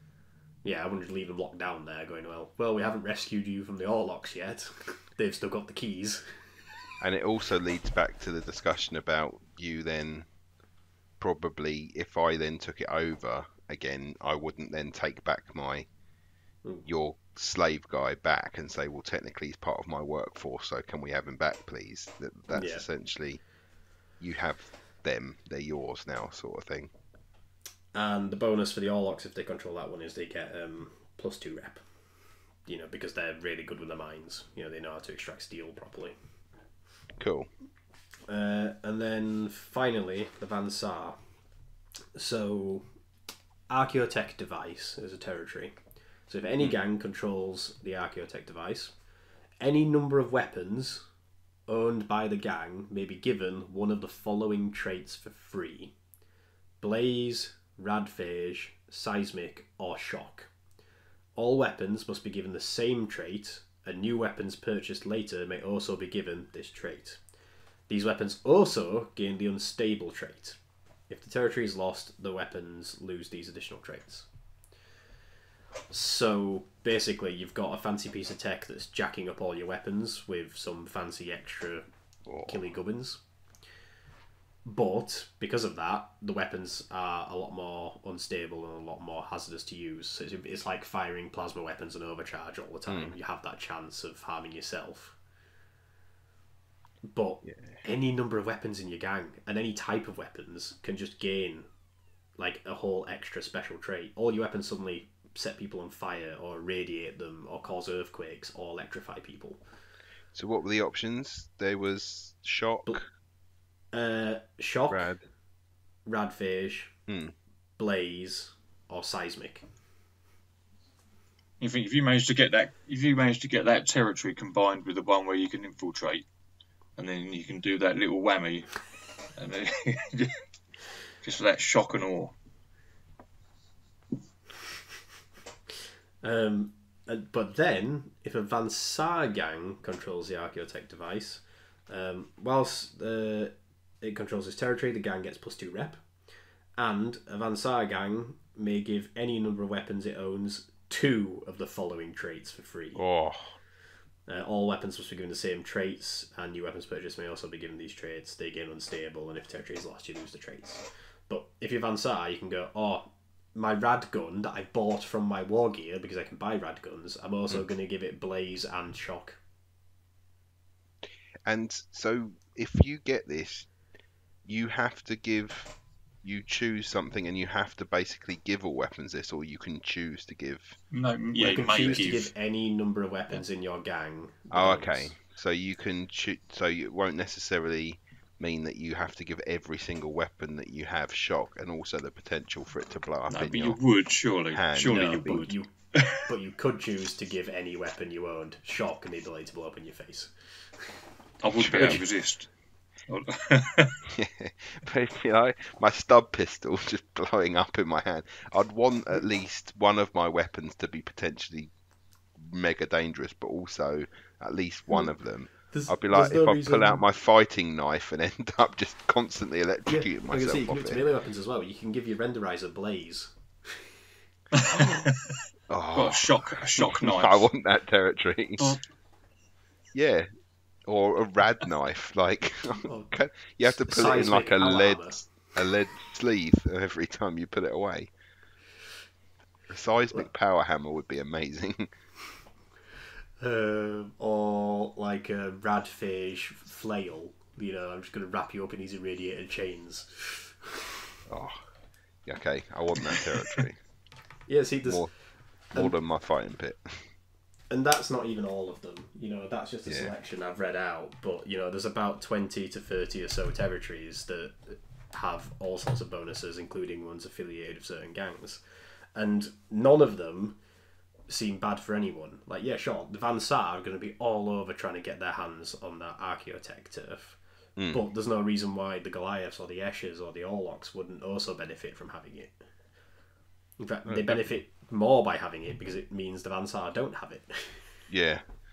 It's the mutual benefit. I will make sure you don't get this for the sake of me.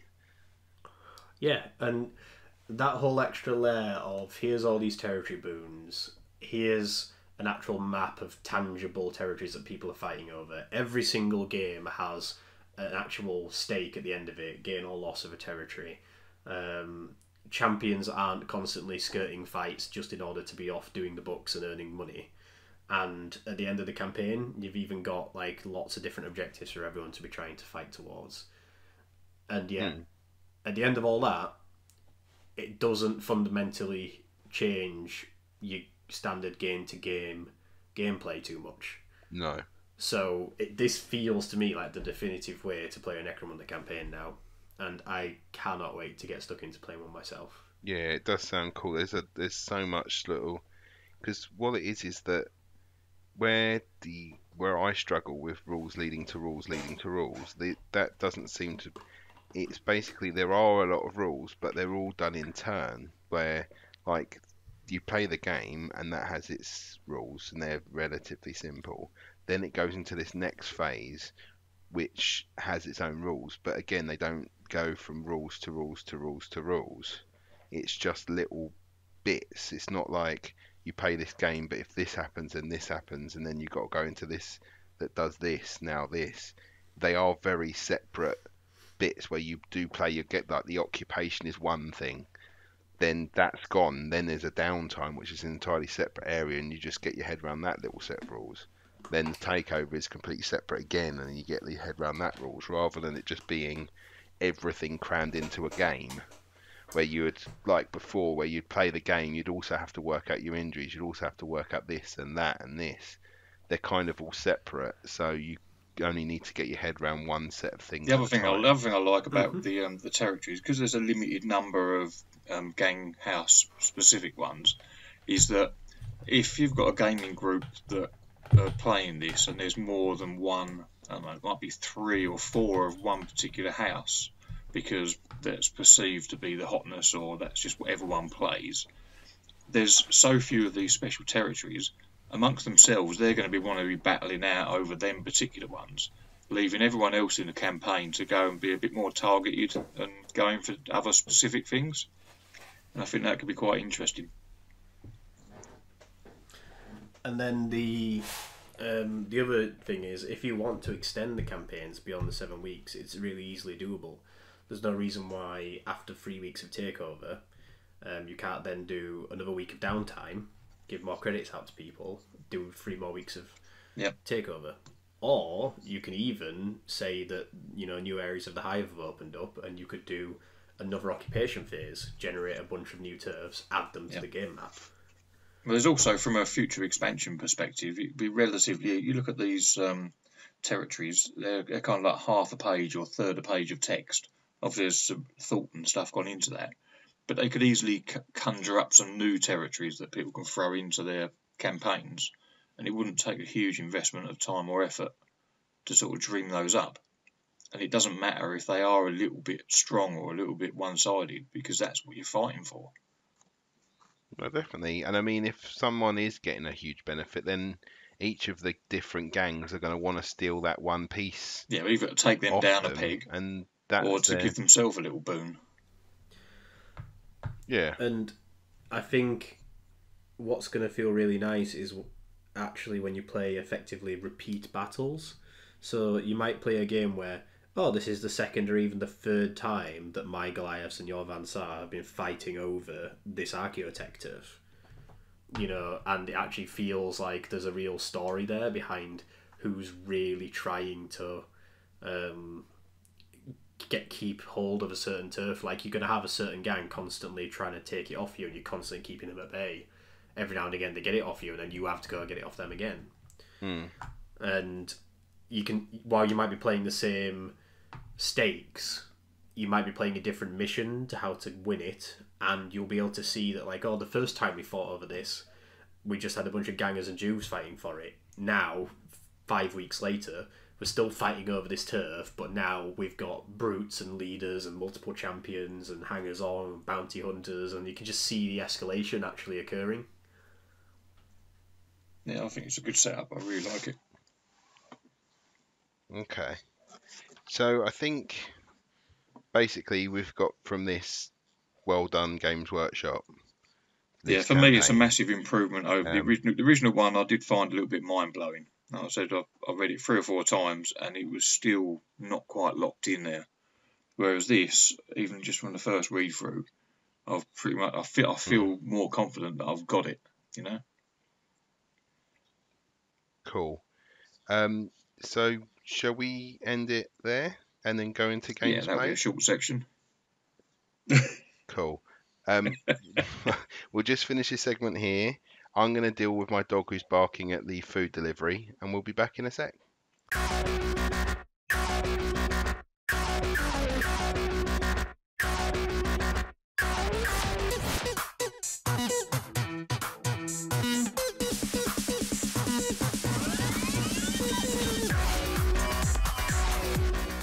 Okay, guys, we're into games played. As it's only me that's played the game this month, I'll discuss my game at Warhammer World. It was with Ben from the Two Piece podcast. The two guys, Dan and Ben, they make a really. I'd listen to it. I think this is the 2 weekly.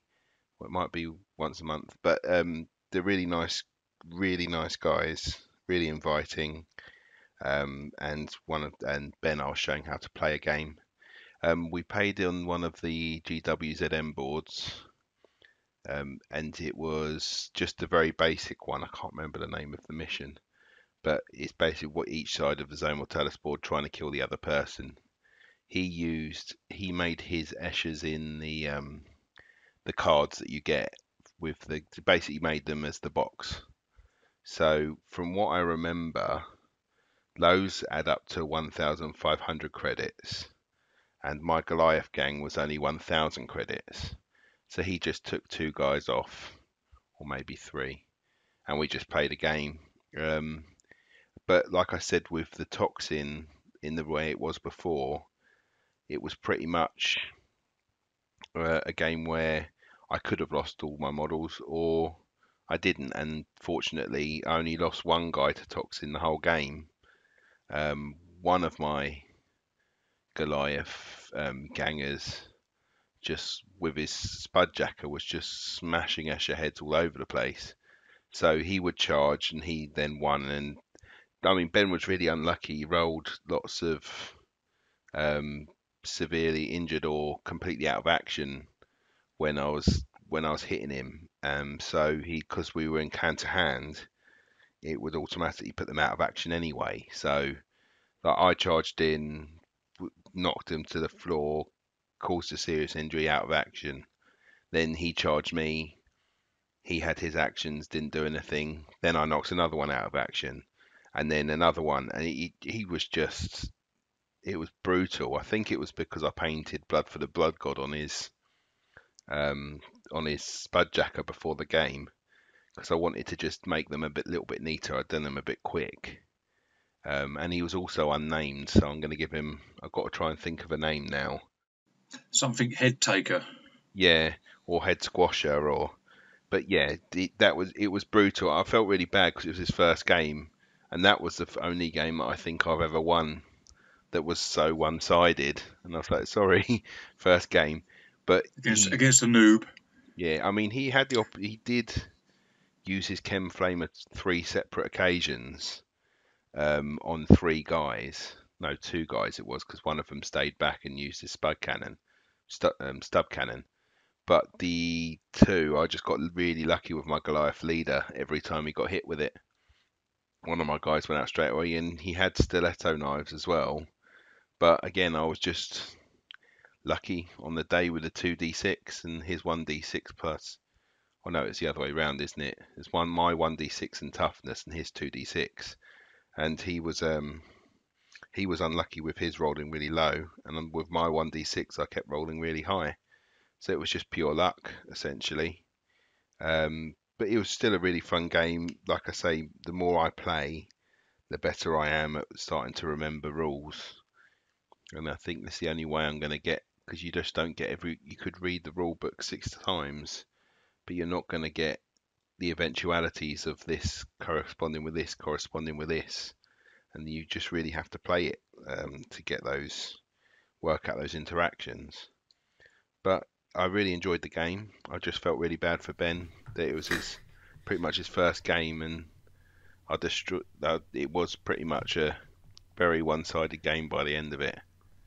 But did he have fun? That's yeah. what was important. Well, he said he did. I don't know if that's because he's just being really nice. But yeah, we were both very happy by the end, and he still wanted to talk to me for the rest of the day. So I don't think it was. Yeah, it wasn't that bad an experience. But if you guys are listening, thank you. It was a really fun day, and the rest of the people who were there. They were really welcoming. As soon as I turned up, they were just happy to chat. So they were really cool. So thank you guys. That was games played. Should we go straight into thank yous then, and honourable mentions and all that sort of stuff? Yeah, why not? Cool. Rather than having another break. Does anyone want to go first? I've got one. I've sort of painted myself into a corner again. I'm picking someone that's got an impronounceable name. Awesome. This was on the Necromunda Worldwide Facebook group. Guy called, I'm going to butcher your name, I do apologise, Jock Osterdahl.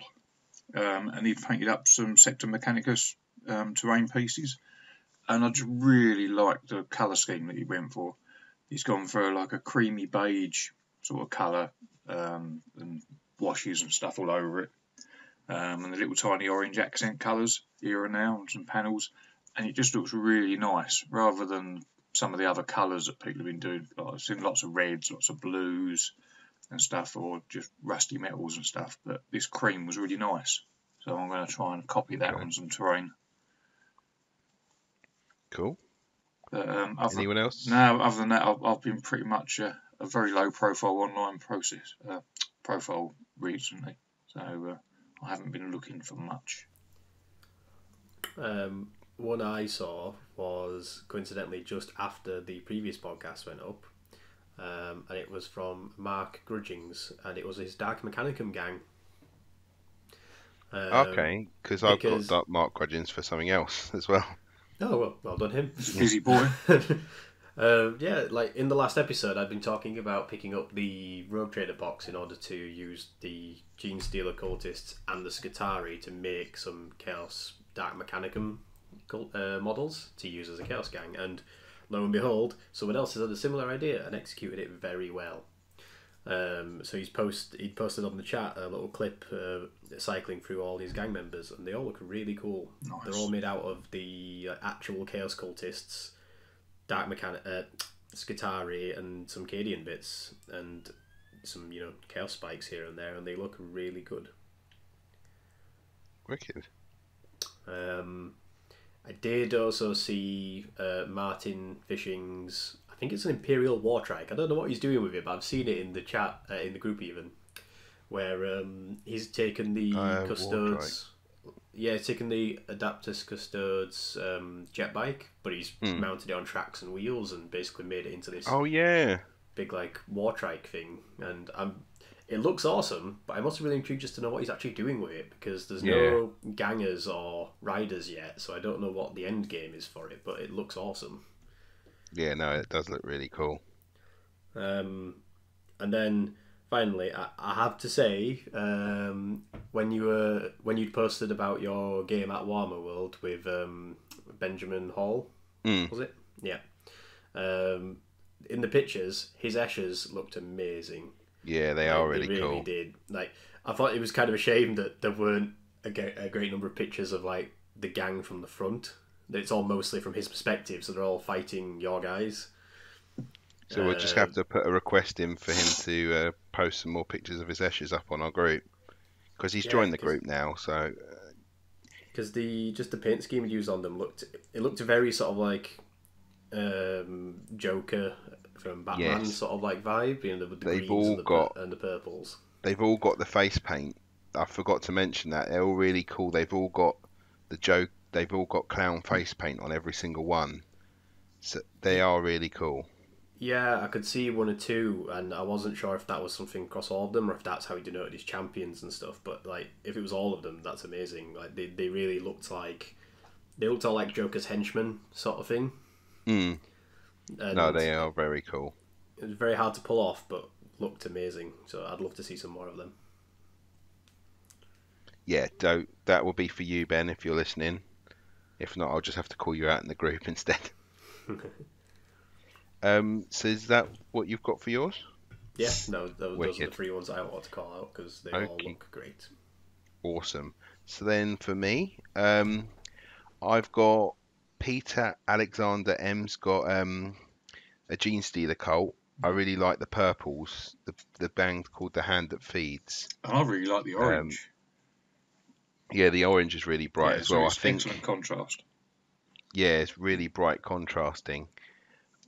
For the mark that I've done was the Escher Enforcers, which are basically the Escher models with the Scion helmets, but where their clothes have been painted silver to look like armor rather than just the clothing, the body clothing of the Escher. I thought they were quite cool. Tom Stellard, who does the Geno 5.2 podcast, he'd done a Cawdor leader, which was really nicely painted, but I think the head's different. I don't know what caught my eye about it, but I think that it's definitely a different head to the one that's in the box art, but I can't pinpoint what the head is. I might just have to ask him on his page. Then there's Richard McManus's Sector Mechanicus terrain. All GW stuff looks really nice.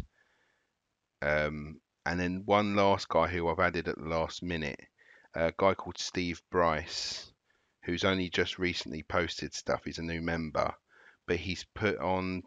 I actually asked him to put a separate post because he's added it to mine. You know my my Goliath Brute, where I've put the pictures of what I planned to do in regards to the skin, where I've added the cracking paint, where the skin's starting to come away. He's just joined the group and he's been doing that for his muties. He's on the Inquisimunda 28 page, and he's produced loads of large brute muties that are basically off the AOS Nurgle models. And he's drawn, and it's like very Blanche style ones, yeah. And he's the one who I got the idea for the paint the skin cracking under like the stress of it being too big and where the cables are in and stuff. So I've asked him to post them up separately, because unless you go into the comments for my models, you don't get to see those pictures. So I've asked him to post them separately because they're really cool. And before we go, I said in the group that I was going to go through the top 10 contributors of our group each recording. So I went on it just before we started recording. So I just wanted to thank everyone who takes part in contributing in the group, whether it be their own posts or commenting. So I've got a list of names. Oh, I've already called Peter out already. So thank you, Peter Alexander, James Marsden, Edwin Hart.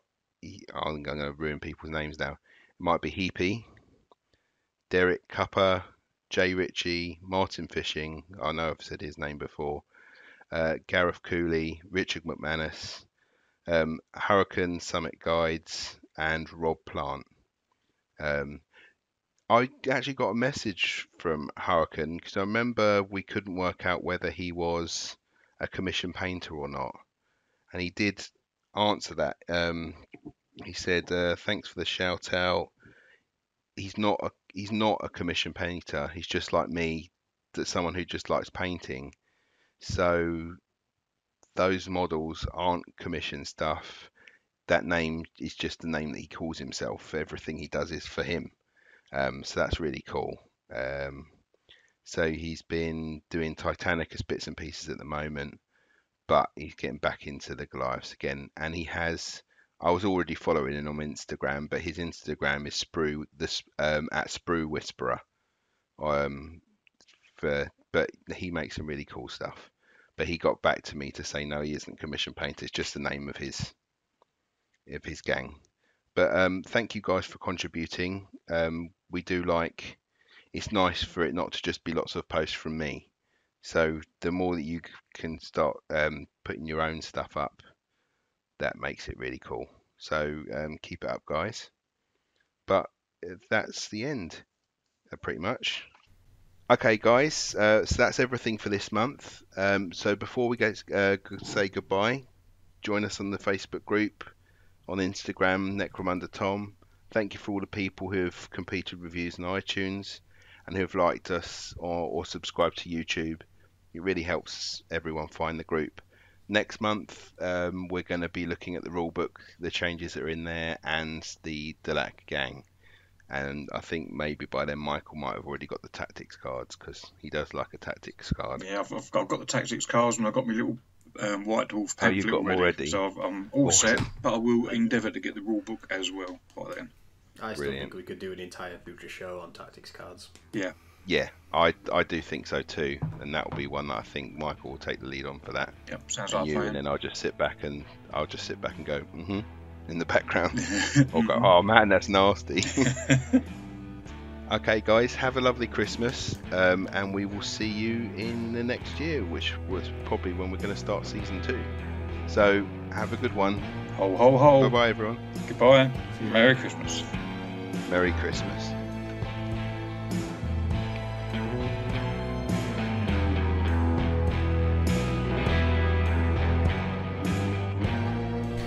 And that was the end of Chronicles from the Underhive, the Necromunda and Post Apocalyptic podcast. We hope you enjoyed it. All the things we talk about in this podcast can be found at the Chronicles from the Underhive Facebook group, where we'll post up links to all of the websites we discussed and the current projects we're working on. Come and join us and post up your Necromunda projects. We hope to see you there, and may you never roll a double on your gambling deck.